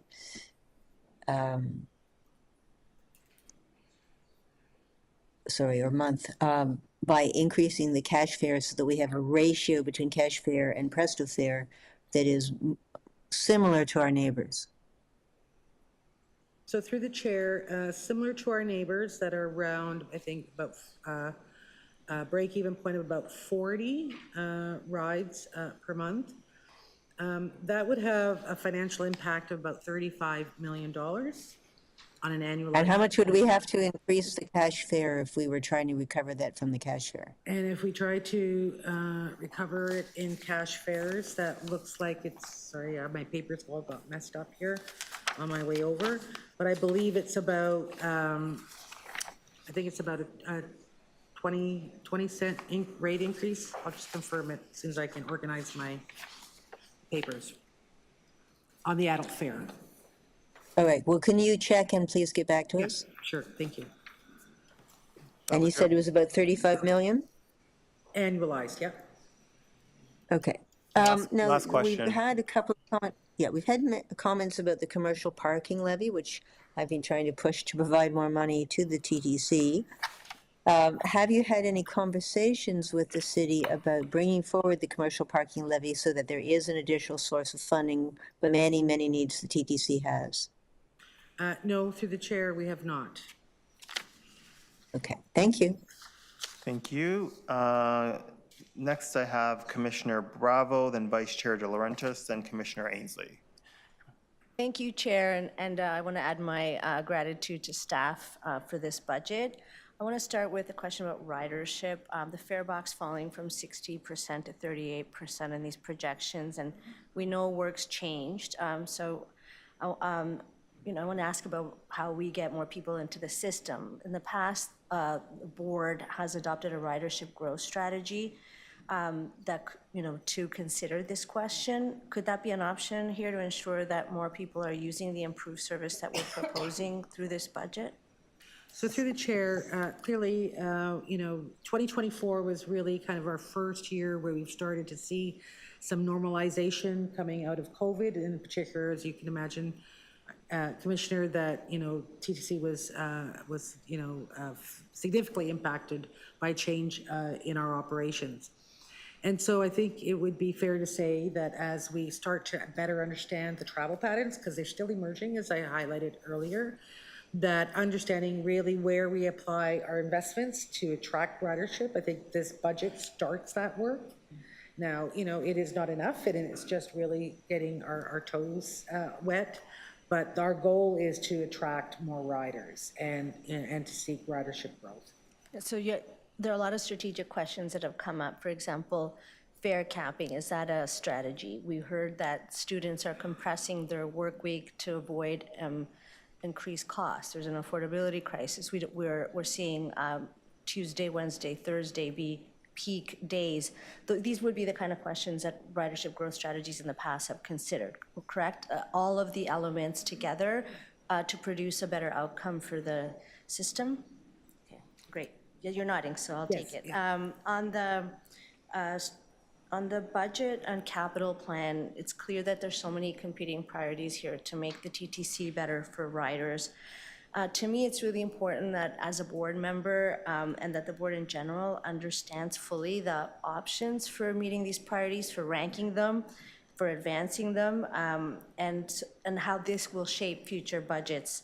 Do you see this kind of exercise of having any value for some deep strategic deliberation on how this very ambitious plan actually aligns, and there's a line of sight for the board to actually be able to contribute in a meaningful way to advancing them?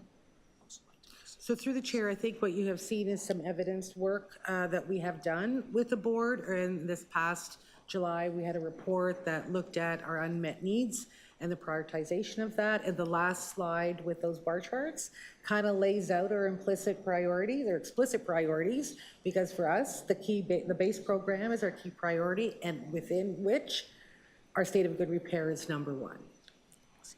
Around the service crowding standard, what would it take to bring us back to the official standard on all routes? Do we have a sense of the cost and service implications of reversing the deviation from the standard that was first introduced in 2023? I'm actually going to forward that over to my colleagues. Josh Lawrence? I believe it's in the 5-year service plan. Through the chair, we did have 2 years of investment in year 1 and year 2 of the 5-year service plan to get us back to the off-peak crowding standard. Right now in the 2025 budget, we have 25% of those hours in year one. However, we've also seen the ridership levels are not as great as we anticipated. So we expect we can come back with a more detailed number based on ridership levels this fall. Thanks, and I assume that this would have an interplay between ridership growth and the service standards. So these are all the kinds of questions that we might want to deliberate together. Thanks. On the work car investment, it's clear that it focuses service reliability and repairs that require work. Cars, I'm a daily TTC user. I think I get it. We've seen that slow zones are more common across the system. How far will this investment go in improving the TTC's response around the slow zones? And to more quickly respond to slow zones and to prevent them from happening in some cases, what additional resources would be needed? Do we know that? I'll forward this to Fort, please. Maybe I can jump in on this one. Commissioner, we've done a lot of work on slow zones already.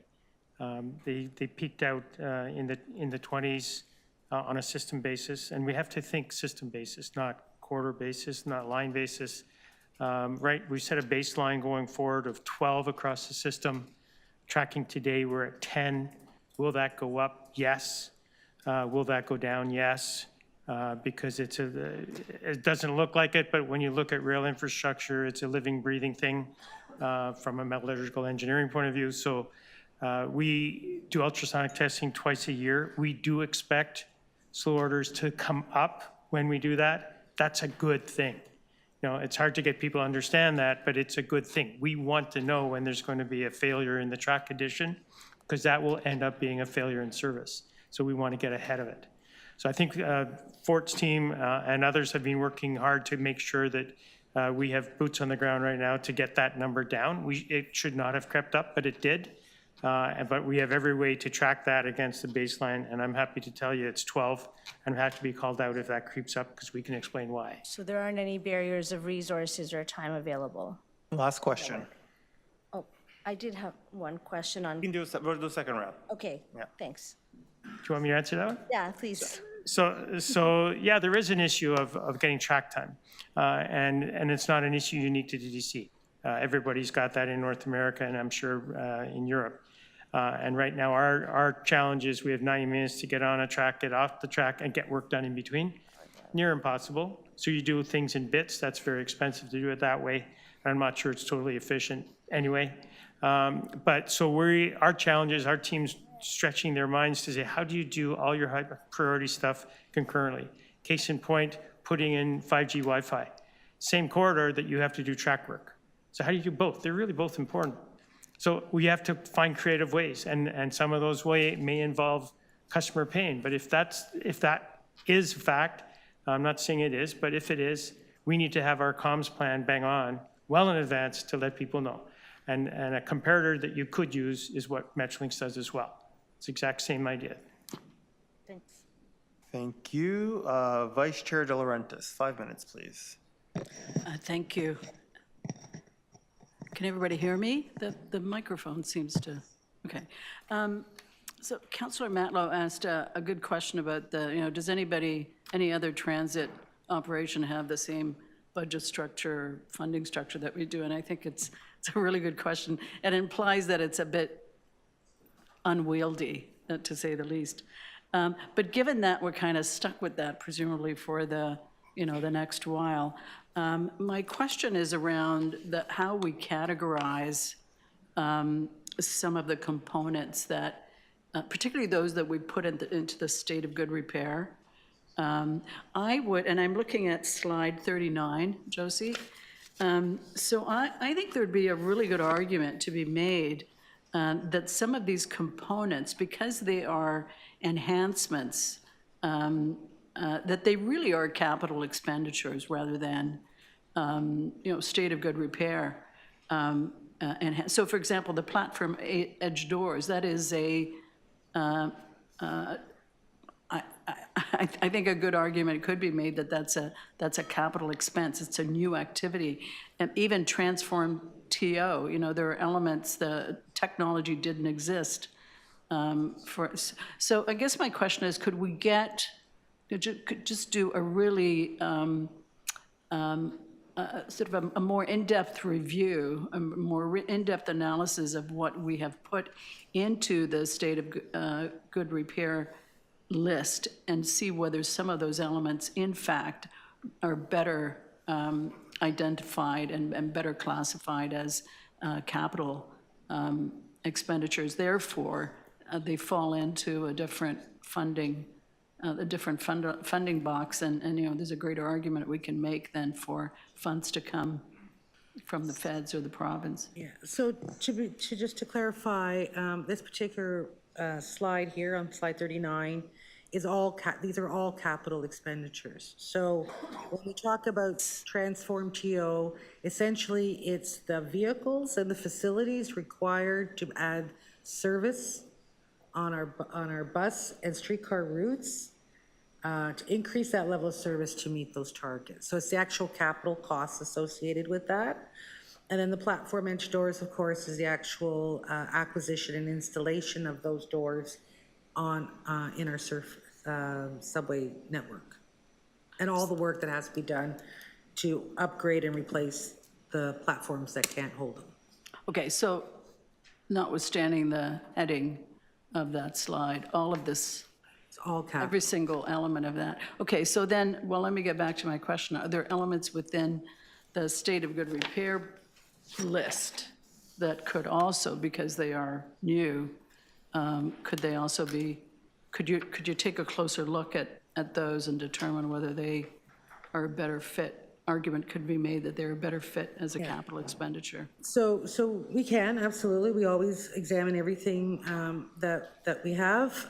So we've been pretty clear around the guidelines around what's kind of preventative maintenance. That's an operating cost. It's in the operating budget. Sometimes the scale and scope changes just by the nature of what we're doing, and so we will then reclassify it over into capital. But I endeavor to, continue to review that, and we do that as part of our budget process annually. Okay, good. And then I had another question. I don't know if I've run over time, but Yep, just over a minute. I had another question, and it's the when you look at the priority actions, and some of those are appreciating, some of those are aspirational, but they don't include all of the, to me, they don't include all of the actions that are being taken. They appear incomplete to me. So is that just, you couldn't fit it into the slide? Because I think what would be really helpful and useful is to just provide a more in-depth, more comprehensive view of what those are, because there's a lot more going on. Absolutely. To support these activities than are really shown. That's right. And so what these are, those that we've extracted that for most of them have funding in the budget to enable them, whether it's in the capital plan or, in part of the targeted new investments. But as I had mentioned, there will be a report coming to the board in January, which is an update on the corporate plan with all the activities that we are undertaking so that you can see, because you're absolutely correct. There's a lot of work going on, and that's our work plan for 2025. So Karen and the team is bringing that forward. Okay, thanks. Thank you. Commissioner Ainsley, 5 minutes, please. Thank you, Mr. Chair. Through you to Josie. Josie, I'm going to start by thanking you and your team for all of your amazing work, as always, that you did on the budget. My question is around, I think I need a history lesson. I like to tell the story about the guy I met from Seattle, and their transit system was 80% government funded and 20% from the fare box. And then here in Toronto, we do the flip. It's 80% from the fare box and 20 cents or 20% from the provincial government. But the slide deck you showed, we're down to 7% from the provincial government. Is that correct? So through the chair, that 7% actually is net new infusion we've never had before. And in fact, in the past, there is gas tax funding that gets allocated to us from the City of Toronto. But in the past, our actual passenger fare revenue represented over 60%. And that has come down through the impacts of COVID. And if you recall, last year, the City of Toronto funded us $272 million, basically to replace the relief funding that we no longer got through the COVID period with property tax funding. And so that means that the funding from the city has now grown. And so you've got a bit of almost an inversion of the fare box ratio to city funding. Now, the 7% from the province is kind of filling part of the city's gap technically, or the revenue gap, right? And somewhere by 2027, we need to know how that piece is getting funded. Okay, so the total, so when I say 80-20, what would it be today? So through the chair, today, it's the revenue cost ratio for conventional service only is 46%. We get 46% from? Yes, 46% from from passenger revenue. Oh, okay. And then how much money do we get from the federal government? I know we got some money recently. I was a little bit surprised my MP in his newsletter was extolling the virtues of the check they gave the TTC from the federal government, but said it was part of their ongoing commitment to the TTC. So the funding that we get from the federal government is project-based funding at the moment, and it's only for capital. So there is no operating funding that the federal government provides to any transit authority. Yeah, and have they made any commitments for future project funding? No. I took note in his newsletter of the word ongoing. Karen, do you want to maybe take this one? Through the chair, I'm not knowing what the newsletter said, I assume it may be a reference to the new Canada Public Transit Fund, which is their new ongoing funding for capital programs. Okay, all right, thank you. Thank you, Mr. Chair. Those are my questions. Thank you, Commissioner Ainsley. Commissioner Kim, 5 minutes, please. Hi, thank you so much. A lot of work went into this, so congratulations. Thank you. I have 2 questions. First of all, with regards to budgets versus actuals, and being that this is my first round with this, I don't know historically how big that delta has been, and assuming if there was a delta, because sometimes you don't always get right on budget. So how much slack or contingency has been built into these numbers?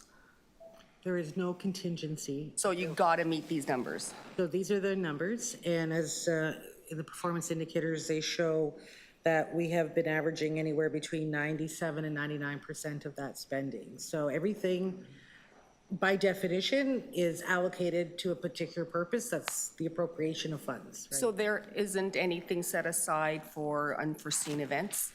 So the only thing we have set aside, which is by definition an unforeseen emergency that's been defined by the board, is a provision in our reserve fund. Okay. We've had to use it for our cyber breach, for COVID, and for safety and security, but it's truly an unforeseen event. So which brings me to my next question. In page 17 or 18 out of 70, there are 10 key enterprise risks. So I can see like how some of them, like the recruitment and retention, that would have been put into the, I'm assuming, into the people organization, departmental budget. So if I may play it back to you, a lot of these risks have been translated already, defined into events, and so are you saying that those events could be unforeseen and drawn out of the reserve? No. Because it says that these risks have been incorporated into the budget. So no, we've been trying to mitigate it by looking at what are these risks and what are some of the actions and investments that we're making to help address those, right? So we're trying to bring in, as we've implemented the enterprise risk management structure, taking those into consideration as we look at what we're doing. So on the capital funding side, obviously, capital funding is a risk, state of good repair is a risk, and so the work that we've done to secure additional funding's helped address that issue. But there is no provision set aside for a risk measure, except on the capital side, when we're dealing with capital projects, they have a risk register, of course, as they go through that design, but on the operating side, not so. So there are no buckets of money sitting in places in the event of a risk other than that one amount that we would call on in a truly unforeseeable set of circumstances. Josie, maybe I can jump in to help. I think we do an effective job of managing business risk. And that's generally known risk or risk that we've seen before. What we don't have accommodation for is extraordinary risk. I'm going to make something up, but the craziness that Los Angeles is going through now, nobody had budget to predict what they have to do to make it better, nor would we. We would have to work with the city and manage that as it comes. So that's kind of the differential in risk that I would suggest. I know you're an expert on risk, so but that's how we kind of figured it out. Thank you. Thank you. Commissioner Malik, any questions? No? Okay.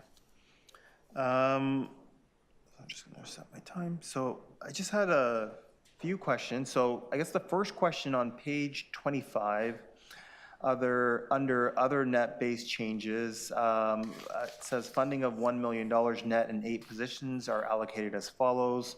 3.1 million gross, 0 net to dedicate 6 TTC staff and provide third-party expertise on a time-limited basis to support the TTC's implementation of the next generation of Presto, with the majority of costs expected to be recovered by Metrolinx and the remainder to be funded by the TTC Stabilization Reserve. Why is the TTC Stabilization Reserve paying for a Metrolinx project, if I'm reading that correctly? So there's two parts to that amount. 5 staff are being dedicated to work with basically Presto 2.0. Metrolinx is funding those 5 positions so that we could backfill and continue with our operations. We are funding the portion that we are looking at in terms of our negotiations with Presto. And that's the portion, because it's time limited, rather than having it on the tax base, we're using that as a funding source that ends, the work ends, I believe, in a year and a half. Okay. Okay, thank you very much. And then I guess on page 17, just Of the report, Chair? Yes, of the report. Just hoping to get a bit more details on the implementation plan for 2025 for the apprenticeship program that's referenced in the employment under the building the modern workforce. Right. So we've put funding in here on a net zero basis, meaning that we actually have an application in to seek skills development funding to fund this, because we believe it's an eligible program. So we've put this money in for 20-some odd positions, as I recall. Yeah, 21 positions. 21 positions. And maybe you want to take that on as for you want to describe the program? So this is just to expand our apprenticeship program. As you know, Chair, we are facing a shortage of skilled tradespersons in the industry. So we're having a tough time finding general body repair persons. So this program here is to start an apprenticeship to build our own skilled workforce. And general body repair persons are required to do overhauls at midlife, and they also fix the vehicles when they get into collisions. It is a licensed trade, and only licensed body persons can do that work. Okay, thank you. Next question I had is on the platform edge doors, and it's categorized as aspirational, and it's a $4 billion aspiration. If $4 billion was to come from the sky, would it be the TTC's priority to spend it on platform edge doors? As the first $4 billion coming from the sky? Yes. We would start with the blue box and make our way up. So I guess what's the value of having this here if there's all these other priorities that we think are real priorities, and it's maybe a nice to have or something that someone, maybe council directed us to have, but we've never really, from my understanding, we haven't really done any thorough analysis of what would actually it costs to install platform edge doors? What would be the impact on service? How long would that impact last? How would it change the velocity of the trains? Like, what's the purpose of including it in this budget when we're making all this progress on, you know, reducing the state of good repair backlog? We're just going to add platform edge doors. So just before I send it over to the CEO who wants to comment, this does come as direction from a previous board. We've been asked to do a feasibility study. That work, along with the cost-benefit analysis, has been done, but it's not been reported. Okay. At this point. Clearly, there's benefit, and I suspect, you know, we're all clear about that. But as we look at our relative priorities, it's been placed at the top as something that we need to do the others first. Greg? Maybe for context on this, I think across North America, everybody's looking at platform screen doors, some looking at it as a panacea, others in the same vein as us, which is a bit of a lot of a financial challenge to figure it out, and what's the ROI on doing so. And so Stephanie will be taking the work done with her team, what's been done so far, and creating a position for us to present to the board later this year. We need to at least have a firm position on the ROI on doing this. Both the ROI is not just financial, it's on safety and operational as well. So we need to do this work. There's variations. It's defined by the design of the platform. Is it a cantilever platform? One agency actually in Europe has done half-height platform screen doors. I'm not sure that's effective, but maybe that was financially effective for them. So there's a lot of pieces to this that we need to investigate, and we need to have a TTC position on this. Thank you. And when is the report coming? And second question, my last question, will the report also consider whether it's a better investment to maybe invest $4 billion on addressing some of the root causes of people who go on the platforms, which are mostly people unhoused, mental health issues, maybe drug addiction is at play?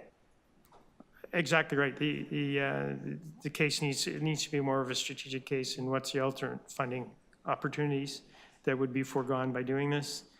So that will be included in there for sure. Thank you very much. So we are on to our second round of questions, and I have Commissioner Jagdale. Thanks, Chair Myers. So sort of a roundabout back to the question that Chair Myers was posing. Theoretically, we could kill any of these aspirational projects if required. Theoretically, you could determine their relative priority. I mean, the Transform Toyota is a program of the City of Toronto. We've been asked to participate in that. The question is the timing of, you know, they have targets set for the platform edge doors. The question is when would be the right timing in relation to other priorities. Okay, fair enough. As I'm sure we're all well aware, our revenue strategy is contingent on a couple of factors. One, obviously, being the growth in ridership and how that impacts fare boxes, but non-fare box revenue, which I think is equally critical to driving success for the agency. I'm encouraged by Councillor Bravo's desire to move something around the growth plan for ridership. What are we doing on the other side of the coin to think through, you know, our approach to driving stronger revenue for non-fare boxes, from ancillary revenue, advertising? Look, you know, Trump wants to make us the 51st state. Maybe we can just give him naming rights to a subway station. I don't know. That's a potential opportunity. But what are we? How are we thinking about it? Are we thinking about it? And we should be thinking about it critically. Yes, we are, and I'll forward this over to Josh to explain more. Thank you. Through the chair, we recognize that non-fare revenue is a critical component of our balance sheet. And so what we are in the midst of doing right now is a review of non-fare revenue opportunities and things that we're seeing across the world. So we're doing a scan of systems in Canada, North America, and beyond that to see what tools we could consider introducing, or I guess also look at the city helping us introduce. And so that report should be coming to this board in May, I believe, but it will be a cataloging of potential tools that are out there and some analysis on which ones we might want to dig deeper into. In fact, many of the most lucrative non-revenue opportunities require an investment up front. So that would be part of the analysis and assessment that would have to be done to kind of narrow in what we would want to kind of then chase. Maybe it's that $4 billion we'll use instead. My last question, then I'll cede my time. Just thinking about Commissioner Osborne's point around tariffs, and I understand that there may not be a strong solution or answer for it now, but in the midst of contracts that we already have, and maybe this is more of a procurement question, do we have any price escalations for these economic levies like tariffs already baked into some of our procurement agreements? No, the only escalation we would have is what the negotiated price might be on a multi-year basis. Got it. Okay. Thanks again, Josie and team. You're welcome. Thank you. Next, we have Commissioner Bravo. 5 minutes, please. Thank you, Chair. I just wanted to turn my questions toward fare evasion. The report states 69 new positions are for implementation of a fare compliance strategy that would generate $12 million in recovered revenue in 2025. Can you tell us more about how this number was arrived at? Sure. This past year, we had a fare compliance strategy that came to the board. We began in response to an audit that was done that identified the value. We brought forward an implementation plan that we have actually begun. One of the primary areas was to close our crash gates, of which I believe 56 of 70 or 71 of them have already been closed. And there has been work in various locations doing some pilot assessments of what could work best when we're looking at particular stations. So this request that's before you is to expand our fare inspecting team, because the existing staff are really dedicated to streetcar. And so if they're doing all this other work, they're not on the streetcar. And this is really to put them into the bus network. And so the $12 million comes from the work that we are doing on the crash gates, so that I know that I can secure that revenue, knowing that you're never going to get 100% of that amount, and to start looking at what financial impacts we may get from the work coming from the new resources that are being brought in, some in the spring and some in the fall of 2025. So the underlying data is that from the auditor's report that looked at through observation, people going through, but without being, I understand that they didn't have the resources to ask if there was a transfer or other means. Is that accurate? So it's kind of an observation more than a really rigid data collection process? So the observations that were then calculated based on the audit that was done identified certain areas with key sources of revenue loss.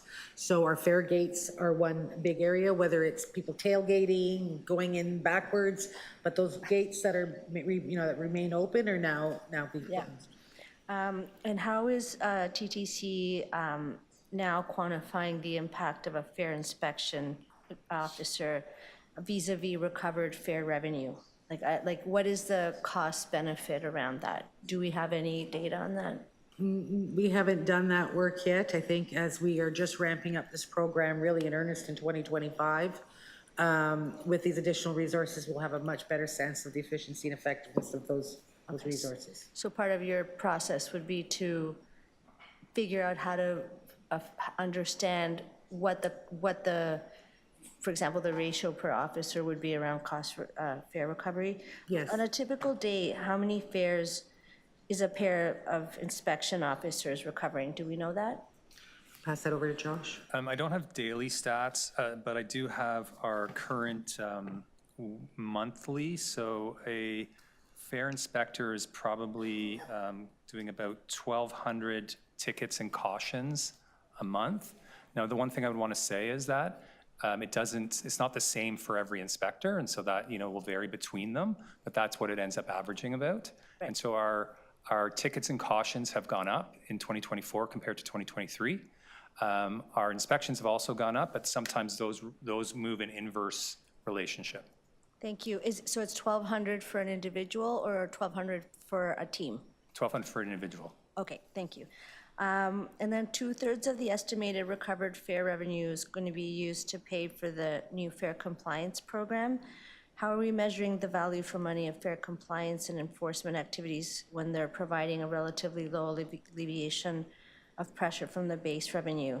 As I understand it, 4.5 million from the fair compliance strategy. If I'm getting this wrong, let me know. Sorry, to be clear, we've established the 12 million fair revenue target based on the investment that's being made. 7.5 million of that amount is funding not only the 2.6 million cost for the added resources, but it's actually helping to offset or defray the costs of the other new investments.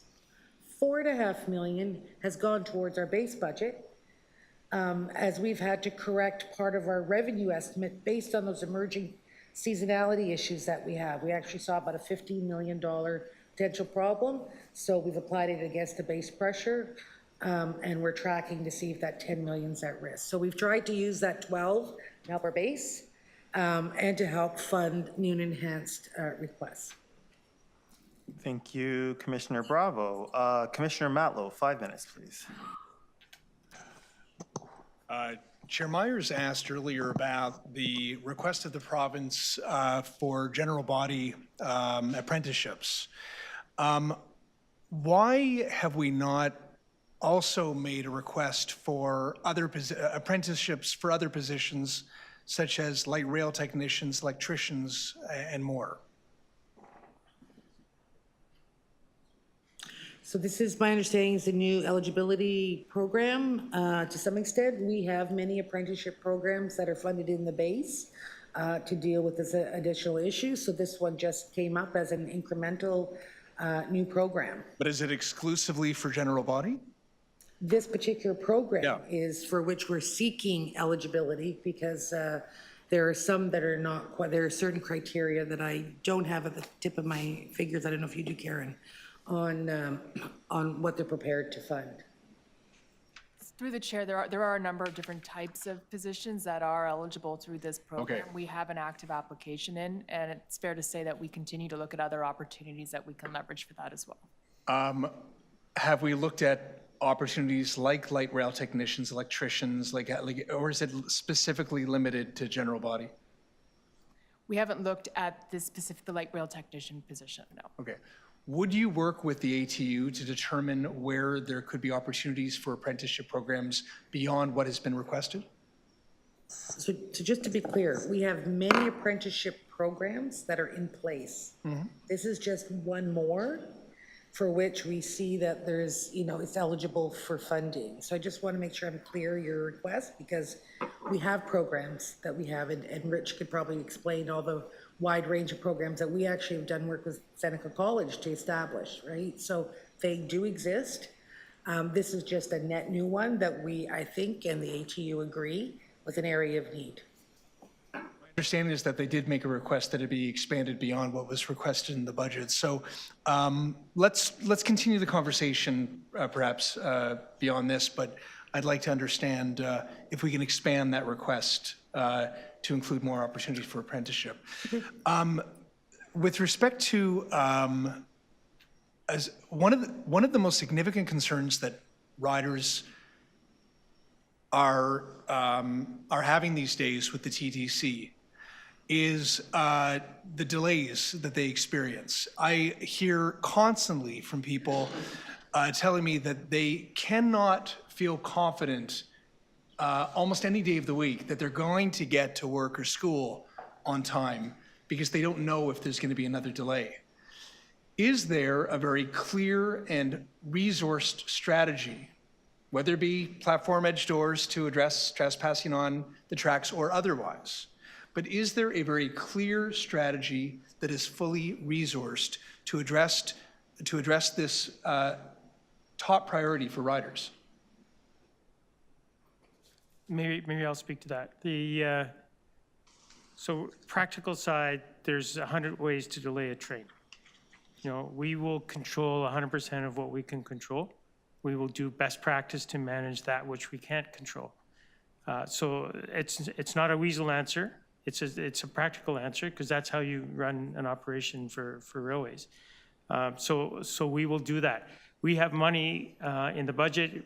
We're redeploying where we can to manage the service issues. And I think a sub-theme to this entire budget is we're going to make best effort to remove service level irritants to customers, concurrent with strategically and surgically growing the business in terms of new service. So we're doing both at the same time, which is not common, but we need to do that. We need to do the catch up and grow the business at the same time. So that, I don't know if that answers your question. I'm not sure answer you're looking for, but that is the practical side of what we're doing. I'll go on to my next question, but we need to flesh out a strategy to address that, and it needs to be fully resourced. It can't just be sort of, well, that's the way it is, and we'll do our best. Safety is another priority. And what I keep hearing from people,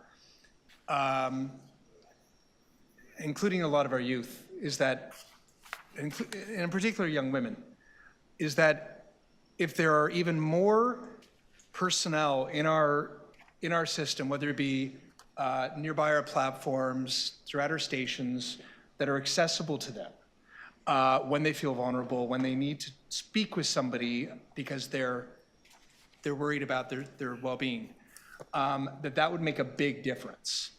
I know that we began rolling out more personnel in our system. Is that a strategy that we're going to continue moving on and investing in? Last question. Are you specifically speaking about the unhoused and what we're doing in winter? Is that where you're going? No. Okay. I'm talking about, I gave this example. Ford and I have had many conversations about this too. He's been wonderful, by the way. Always wonderful. Where I told a story a few meetings back, I don't believe you were with us at that time, about a young woman who went to a Olivia Rodrigo concert, and she was followed by some guy, made to feel incredibly uncomfortable, was assaulted, and was looking for somebody to help, and just couldn't find an adult anywhere to help her out. And there are just many situations, never mind even big concerts, but just many situations late at night often, where there are people who feel incredibly vulnerable, and they can't easily access somebody in authority. I'm not talking about a police officer. I'm talking about just somebody who works for the TTC somewhere that they can go to and ask for some support. Do we have a clear strategy to provide that support with the right funding? Yes, and it starts with visibility. It does start with special constables. Any uniformed individual, whether they're special constables or fare inspectors or station staff, is visibility, and they can go to them. And because that's an unacceptable situation. I don't know the specifics of that, but that shouldn't happen. We need to put our best foot forward on that. We are not Toronto Police Services, who do a phenomenal job in really tough circumstances. But if it's on TTC property, we need to be visible and be in good support of them. So I'm on the same page on that. Yeah. So through the chair, just to remind everyone that that last year we had $31.8 million funded for our community safety program, and that brought us an additional 205 staff who are in the system, right? Whether it's our customer service agents, additional special constables, station supervisors, and so they are now all, I believe, in place. Special constables, a few more coming, but as well as outreach workers. And actually, the city's budget has 10 additional outreach workers for us in the system for 2025 that's being augmented to what we do. And I think beyond the incremental increase, presence in the system continues to be a priority for operations in particular, to make sure that we have people who are accessible. And the final thing is making sure that we have a common approach to visibility so that riders know who are TTC staff in the system. Thank you. Thank you. Commissioner Osborne, 5 minutes, please. Yeah, I just have a quick one about the 12 million in incremental revenue that is being recouped or not stolen. I don't know how you classify this revenue, recaptured. It's not fine revenue. We haven't found a way to get any of that fine revenue. Okay. So how do you measure it then? So through the chair, we are part of one of the resources we're asking for is that deep reporting of all our Presto data to understand TAPs, to see the changes. So we've been doing that as they've been closing, but that's a lot of the information. We're developing some other reporting mechanisms to also get information from staff in the system. But we can tell when for example, the crash gates are opening and closing. Thank you. Thank you. Anybody else for a second round? No one online. Okay. We will now go to speakers on the item. Any speakers? Commissioner Osborne, Commissioner Matlow. Okay. Commissioner Osborne, please go. I only have one very minor comment, and it's something that didn't get any attention because it was in the TTC Riders written submission, not the oral one. But I actually thought it was a really excellent suggestion to track the vehicle kilometers per hour traveled, not just service hours. I think that both measures would be extremely helpful for us to understand the health of the system and how it's moving. So anyway, I would just submit that would be a wonderful addition to the mix for our reporting. Thanks. Thank you. Commissioner Matlow, then Commissioner Jagdeo. So I'm going to begin with the motion. And the motion that should have been circulated, is to ensure that there is appropriate advance time for publication of the TTC budget in following years, so that commissioners have the ability to review and understand the budget, and that the public has an opportunity to engage in the budget process. I literally, like all of us, received it on Tuesday, and here we are voting on it on Friday. What I did in between, though, is that I did what I often do, but now with more information, was that I literally rode the subway and visited the platforms and just talked with people and just randomly, like it was awkwardly went up to people and said, hey, can I ask you questions? But I got such amazing feedback when you just engage people, like where they are. And without exception, not a single person who I spoke with, and I'm just gonna be candid with you, was satisfied. Not a single person was satisfied with the TTC. And that's not a reflection, by the way, of the great professionalism of our staff or the efforts that I know are made.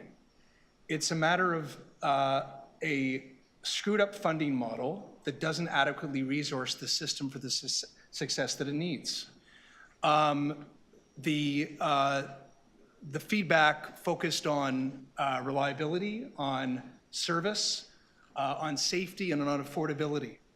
When it comes to reliability, riders have consistently told me, and I think we've all had our own personal experiences, those of us who use the system, that the delays have a big impact on our confidence of using the system in the first place. And a lot of people, if they do have access to a car, will choose that if they believe that that's going to be more reliable to get to work or school than take a subway, for example, where they don't know if they're going to be interrupted and not be able to get to where they need to get to. I had a woman told me a couple days ago about how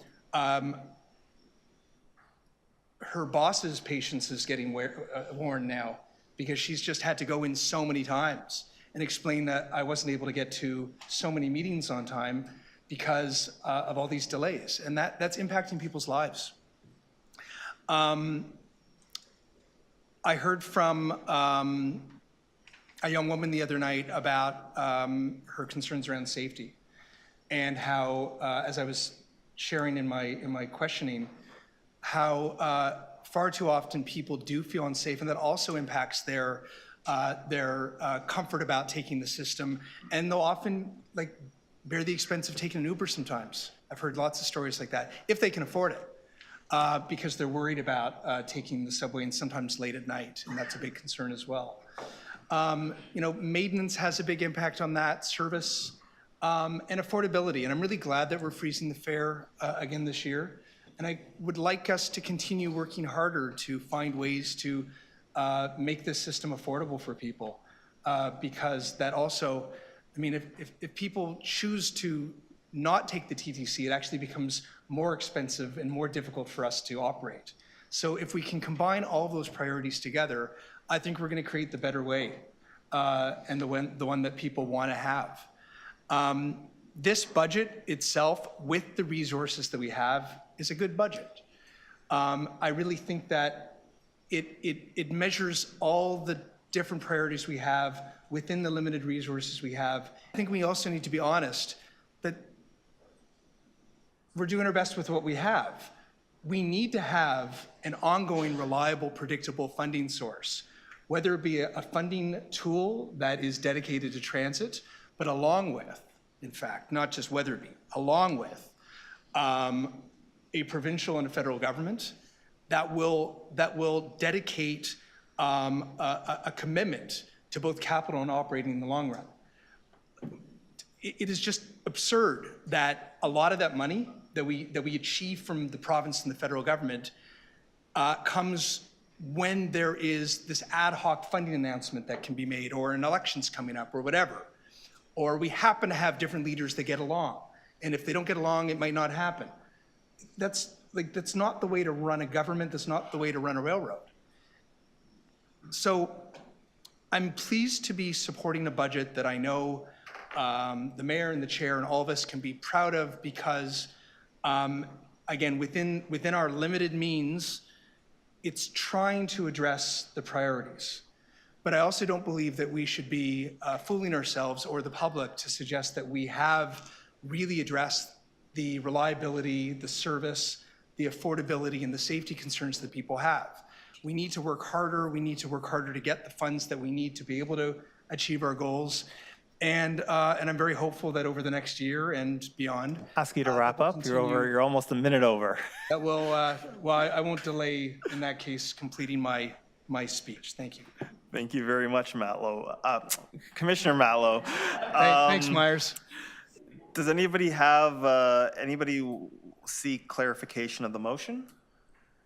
No? Okay. Question. Sure. Can staff manage this with, I know there's a pincer movement with the city and stuff like that. I'm just curious if that is feasible for staff. My understanding is that the budget could have and would have been ready for publication several weeks ago.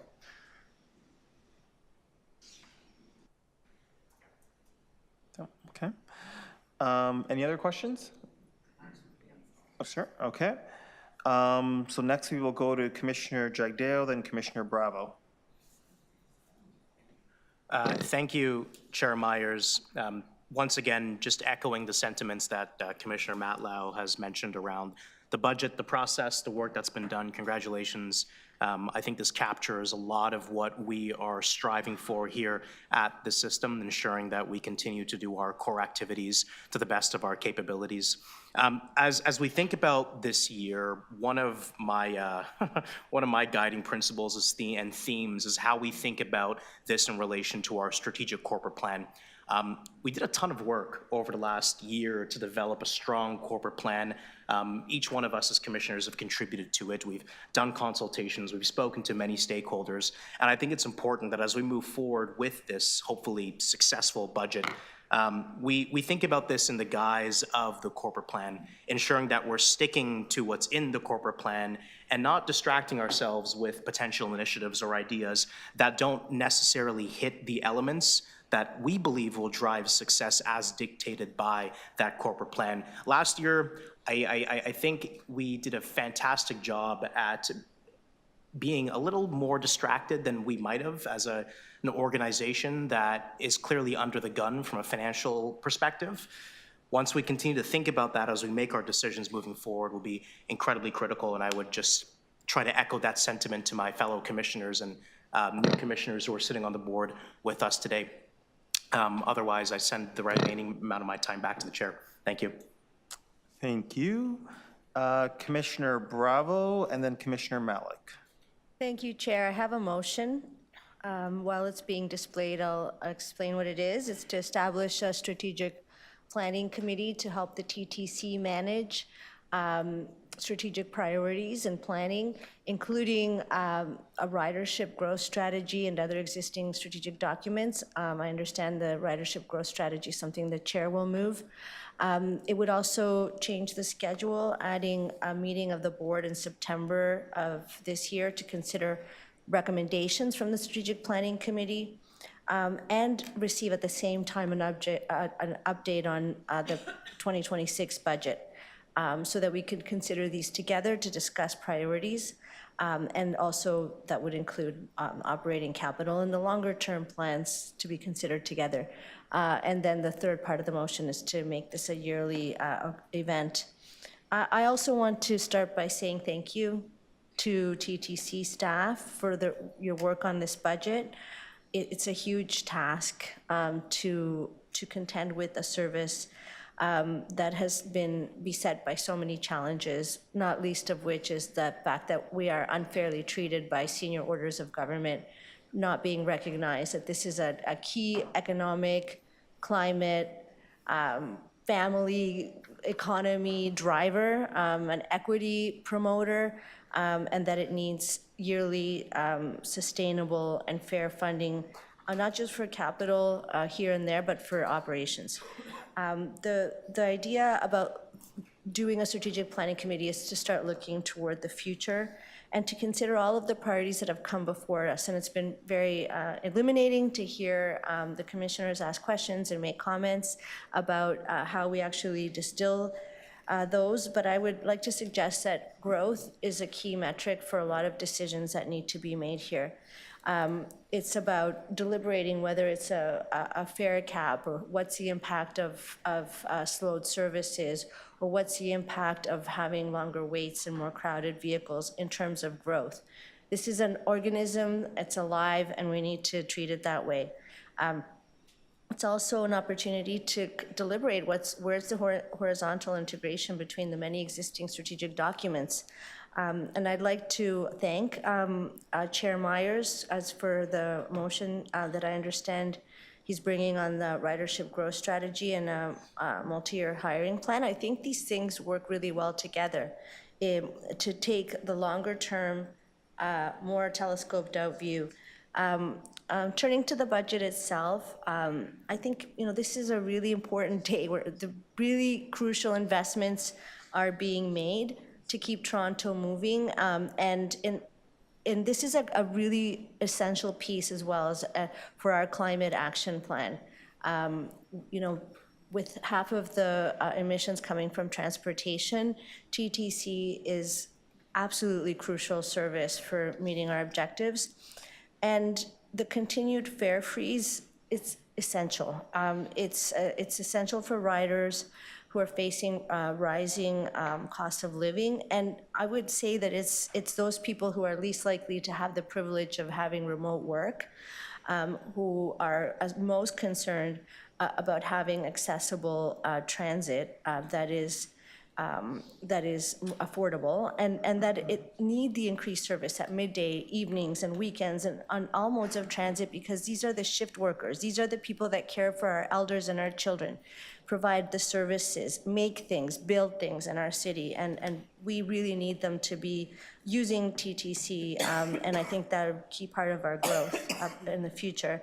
And I obviously want to recognize Mayor Chow's New Deal. Securing a historic investment in the capital repair and other work that we need to do on the long term and sustainability of the system was, it's a turning point in what we see here today. And I think it's a recognition. It's a recognition from the city, from the people of Toronto, that the TTC is connective tissue It's, workers can't get around without it. Students can't get to school, as we heard. It drives up the economy of Toronto, and everybody in the region uses TTC. We need to lift it up. I know I feel that the energy and the passion that TTC riders, the users of this system, the deep knowledge that's been brought to this committee through the deputations, I can't think of another city service where the people that use it are so passionate and knowledgeable about it. And I think that's going to help us to drive to better outcomes with the higher orders of government. And again, I just want to thank the leadership of the chair, the incredible work of staff. TTC at one time had one of the lowest one of the highest fare compliances, I should say, in the entire world. It was an exemplary. And I know that we're working towards returning the idea that the TTC is not just valued, but beloved by the residents of Toronto. And instead of just giving us swag, maybe we're all going to be out buying it soon, again, like we used to. Thank you. Thank you. Any questions clarifying the motion? Commissioner Osborne and then Commissioner Jagdale, 3 minutes. We have a bunch of foundational planning documents, one of which is the 5 strategic directions. And I'm just wondering, because this sounds like a lot like that to me, which is, I guess, something that, frankly, we already do. And I'm just wondering if this is something that is outside of this, in addition to this, instead of that, how this would marry with the work that's already done. Like, we already have it. The budget was built around those priorities. The 5 directions are certainly the foundation. However, a strategic planning committee seeks to see how those are horizontally integrated and how they are informing future budget development, how evaluations are being made, and many of the things that have been brought before us today are interact with each other. For example, we're hearing that maybe monthly pass cost is limiting how many people are taking it up, which impacts our capacity to see more riders on transit. We're talking about all these things having to play together so that we can put the rider at the center and think about growth as one important metric. For example, we've got a lot of work that we've considered today around hiring, projected hiring for the future, how we prioritize capital. In other committees, for example, on the Board of Health, there is a strategic planning committee that considers how those strategic directions are being actually implemented and monitor them. And it's pretty common, I think, a function in a board of directors to have this role so that when we come to deliberate on the budget, it's not something that's already been done. And we then have a sort of, if we had a budget committee, we would just move a couple of dollars around or make suggestions and deliberate that. But I think to execute our function in a way where we're actually supporting TTC in a forward-looking long-term planning in such a way that it's informed by riders, by our experience, how we represent stakeholders here, and partnership, not instead of.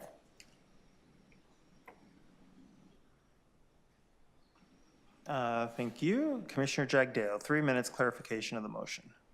Thanks, Commissioner Bravo. Could you just quickly help me understand the difference between your second and third point in the motion? Yeah, I think the third one, I think just says it, and it would happen yearly. That's it's a lot of words. So this is a meeting that happens once a year? Yeah, that this process of having a strategic planning committee bring recommendations at the same time as an update on the budget that would be forward-looking would happen in a yearly basis, but that there would be a committee who is here to assist the TTC with integration across strategies, and that if we adopt a ridership growth strategy and a multi-year hiring plan, that we would consider those at the same time as we're monitoring whether how these are developed and how they're interacting with our 5 directions. So I'm generally aligned on having a strategic planning committee that focuses on the evaluation on how we're implementing strategy.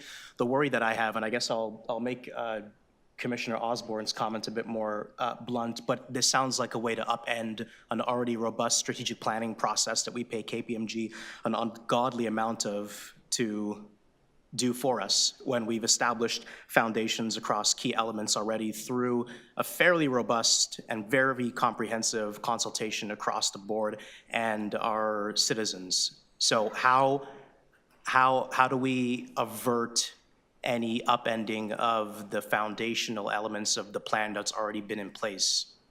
Well, I would suggest that strategic plans are living documents that require continual monitoring, and it's a function of governance of any board to play that role, to bring important real-life information into the public service on the one hand, and secondly, that they cannot remain static in the sense that we are always in the process of looking back to what we know, what we're building in the present, and how that informs what we're doing in the future.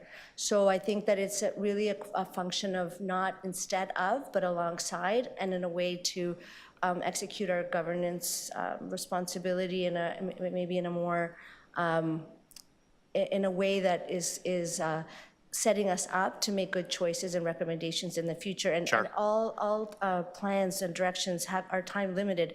So we start working toward what we need to consider in the future and the present. Yeah, I worry that this is already what we're doing, and I wonder why we need some additional meetings for it. That's all I'm trying to grapple with. And I imagine that everyone here would also want to be on the strategic planning committee, yes? So now we have a second board meeting when we could be doing this inside the board meeting, as I think has already been planned. So look, I'm not against the idea of a strategic planning committee. I just don't think that with the way that we're organized as a function, it's truly required. And I say this as a corporate strategist at the highest level, doing growth and M&A for the last 10 years. So that's my 2 cents on it. Thank you. Commissioner De Laurentiis, 3 minutes clarification of the motion. Thank you. I think, I've been on the board longer than anybody here, 8 years, I think now, coming up to 8 years. And the one missing element that we've always had is that we've never actually had a discussion about a strategic plan. We've had pieces, we haven't had an integrated discussion about the strategic plan. So I want to, we've had discussion about all of the elements. There's some very, good documents that lay out the capital plan, the state of good repair plan, et cetera, et cetera. But we haven't had an integrated one. I think the board has to own the strategic planning. So I like this approach. My questions are just around how we're going to implement this. And I would assume that what you have in mind is not a replication, but rather a streamlining of what already occurs. We have external advisors, we have internal talent that can put it all together. So really a streamlining of that's what you're after? Yeah, I would imagine a collaborative process, working with the chair, and I don't think it has to be prescriptive, but I think it's essentially what you said. It's like we have a lot of different elements, and being able to deliberate them together with some, in a way that competing priorities can be assessed, ranked, and then figure out where there's alignment. It's just an additional function of oversight, like you indicated, an additional function of anticipating decisions that we're going to be making in the future and making sure that that informs the budget process. So there have been some of the suggestions in the past, and some of the deputies have raised having a budget committee. This is something that would be somewhat different in the sense that it's more lifting up the existing strategic directions. Okay, good. One more question, and maybe a combination comment too. I've always found the budget discussion awkward because we're talking about the dollars, but the budget is really a tool to execute the strategic plan. You figure out all the pieces, the things you want to do, the things that are absolutely necessary to do, that would love to do, and then say, okay, go cost it out, bring it back, but then let's integrate the two. So I think that's what we should be aiming for. So my I would support this, but with the understanding that as it is put in place, that there is that discussion with the management team, and the objective is to make it more efficient rather than to add another layer. Yeah, I think that it's exactly the spirit of actually supporting and being alongside the TTC as it manages the priorities.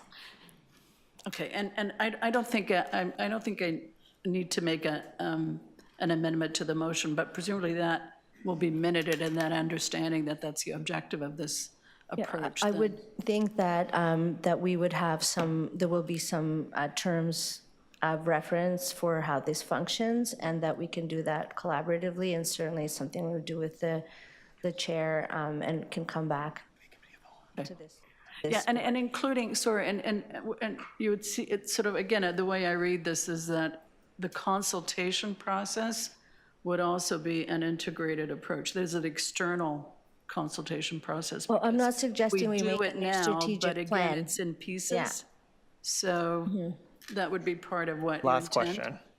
And, we only. No, I'm getting into the weeds. So I am a new commissioner, but it's also the short time frame around, like, looking at the budget. Hasn't been given enough time perhaps to have the conversation about the details, but given that this is the budget meeting, and as you said, a budget is a demonstration in a material way of your priorities and how you've ranked them. So it's only to kind of lift up how in the future we are having the conversation about what we value and how we prioritize it, and so that we aren't just looking at numbers. We're looking at actually what we value and what outcomes we want to see. Thank you. No other questions? Great. Commissioner Malik, 5 minutes, please. And sorry, we're just gonna extend the meeting by like 15 minutes just to finish, if that's okay with everybody? Yeah, okay, perfect. Commissioner Malik. Thank you very much, Chair. And thank you very much to the board for your leadership over the past year and a half since the start of the term, and for the warm welcome to us new commissioners and to meet to the board today. I want to continue to echo the thanks and the gratitude that everyone has shared to the staff of the TTC for the budget that we have in front of us, for the leadership of the board itself, and of course to everybody who has come and spoken to us today in a very condensed and unreasonable time frame to consider this document. And we will look forward to continuing to hear from community members, from TTC riders, from stakeholders who, as Councillor Bravo shared, are so passionate about this important service. What I love about being on this commission with my fellow councillors is that we are TTC riders too, and I do think that that is unfortunately a remarkable characteristic of some of the leadership on this board in this time. But I do believe that experience and that shared passion and commitment that we bring to this is reflected in the budget document that we have in front of us, and that is something that we can get on board with and be proud of as we look forward to how this lands in the broader city budget process as well. And I'm glad that we have put a sharp kind of lens on some of our biggest priorities and our biggest ticket items in this budget. We're talking about freezing fares, and we heard how important that is to every single Torontonian in every corner of the city in terms of being able to access this essential service to our day-to-day lives. Preparing to operate new light rail lines to continue to expand the system and the access to it is so crucial. And of course, addressing that state of good repair backlog that really the whole system hinges on is something for us to be proud of. And those smaller ticket items we know will make a big difference in the experience of riders right across the city. And I have to really lift up for me in my downtown community, for everyone who lives in our downtown, who works there, who comes through it. And that is 6-minute or better service on the Dundas and Bathurst lines to make sure that people can get to where they need to go in a safe and timely way. And that continues to be such an important ambition and thematic, and what we are looking to land, as was described through the budget process.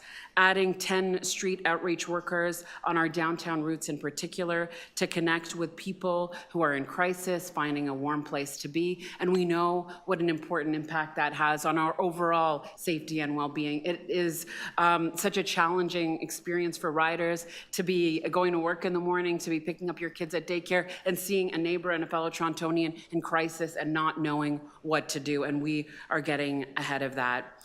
And doing the preparation work for the 2026 FIFA World Cup so that whether people are coming from near or far, they know that the TTC is the best way to enjoy the city, to get around, and to make sure that that experience is smooth and easy and understandable, whether you are going to be enjoying the World Cup or whether you are just enjoying the city and trying to get to your day-to-day errands. And while I am new to the TTC board, I'm not new to working with the team at the TTC. And what I've learned from my colleague Chair Myers, from the dedicated staff at the TTC, and transit riders and my residents, is we do our best work when we are making investments in our system that are focused on people with care and safety and welcome and our climate leadership, and ensuring we are getting there as swiftly as possible in a way that remains affordable. And in pushing forward the Spadina bus lane last year, we made sure that we were moving people as quickly as possible through congestion and while construction was happening, and to be part of that solution that was described here at this table in preparing for the Taylor Swift Eras Tour this past year in the fall, and making sure that peak service wasn't interrupted, but was a contribution to how so many new riders experience the system, moved concert goers and fans easily, as well as ensured all of us were able to get to where we needed to go in an understandable way. And as we continue to grapple with the housing crisis and homelessness in our city, and seeing it, the evidence of it on our transit system, treating people with care and compassion and connecting them with the services and supports that they need, make our system safer for everyone. And, you know, when we talk about our budget process, I've said this before and I will say it again, and I believe it applies to us here at the TTC as well. We know that an equitable system, an affordable system, and a well-run system also is a safer system. And I'm so glad to see measures that are community-based and people-centered in this budget. I'm glad that our approaches are being reflected in our priorities, and I look forward to working with you all over the next 2 years in the remainder of the term. Thank you very much. Commissioner Malik, any other speakers? No? May I, before we come to the conclusion, can I make a small point of privilege that I Sure. want to acknowledge someone? Sure. I'm mindful of this. I mentioned earlier that I gave an example of a young woman who expressed concerns around safety on the subway after that Olivia Rodrigo concert. And I mentioned that, that I thought Fort was a good guy. I want to say something more about Fort. He actually accepted our invitation to meet directly with that young woman and her mother. That young woman wanted to not only tell her story, but advocate so that we can make improvements to the system. And I just want to acknowledge that Fort met with her and was empathetic, supportive, and promised a commitment toward making her system safer. And I just thought that that was worthy of acknowledgement. Thank you. Thank you. Seeing no further speakers, seeing no speakers online, so I'll go last. So I have a motion. Commissioner Bravo stole my big surprise, but that's okay. That's okay. So basically, to ask the staff to start the process of developing a ridership growth strategy 2.0, which will build on the ridership growth strategy from 2018 to 2022 and report back July 2025. And in conjunction with that, develop a hiring strategy on the basis of the approved ridership growth strategy and report back to the board by October 2025, and that the ridership growth strategy and associated hiring strategy inform the 2026 TTC budget process. So I think what you see from the motion put forward from Commissioner Matlow, the motion put forward by Commissioner Bravo, and this motion is, and some of the comments that Vice Chair De Laurentiis raises, we really now are moving into a phase of getting into more strategic decision-making at the TTC board, rather than the more ad hoc format that we've been currently doing. And just to sort of reiterate, I don't think what the purpose of a strategic planning committee is to do anything that we're currently doing. I think it's really to have a standalone meeting and a standalone committee to sort of think through and discuss some of those long-term strategies that we often discuss at the board, but they're squeezed in with a bunch of other things. And to really actually spend the time to be thoughtful, creative, and to have that discussion, that debate on the trade-offs as to whether we go down different paths, whether we change strategies, whether we adjust them, which we don't often get to do at the board because there's a bunch of different competing priorities. And this has been one of my goals, is to really make better use of our committees. We have really robust conversations at the HR committee. I'm sure it's the same at the Audit and Risk Management Committee. So I really think this committee, sitting as a committee of the whole, would be able to offer some really good advice, feedback, and really get us to a more strategic growth mindset as to how we move the organization and think of it really as a business, to echo what some of the comments from Commissioner Jagdeo. So I support all three motions. I think obviously mine, but I think they work together and they really support the work that you've seen in the budget, and a lot of credit goes to Josie, a lot of credit goes to Greg, a lot of credit goes to the mayor's office. There was a lot of work that happened to get this budget to the place where I can't remember the last time when it was a universal praise for a TTC budget. So that really goes to show you just how much work went into it. And it's not necessarily that we're spending more money, it's that what we're spending more money on. We're really prioritizing our customers, we're really prioritizing our infrastructure, and I think it shows in the reaction, and I think this is gonna be a good year for the TTC. So with that, I'm happy to take any questions. If not, I'm ready to call the votes. No, great. So the first item we will vote on is the motion by Commissioner Matlow. Chris-Ann, put up on the screen. All those in favor? Opposed? Carried. The second motion is the item by Commissioner Bravo. All those in favor? Opposed? Carried. The third item is the motion put forward by myself. All those in favor? Opposed? Carried. Great. Item as amended. All those in favor? Opposed? Carried. Great. That concludes the business of this meeting. Can I please have a motion to adjourn? Thank you. Commissioner Matlow. All those in favor? All those in favor? Item carried. We are adjourned. Thank you very much. Thank you. Sorry we missed each other this morning. It's okay. It all worked out. I thought you were moving the budget together. Oh, no. That's why I was like, no, because that was happening. I didn't know.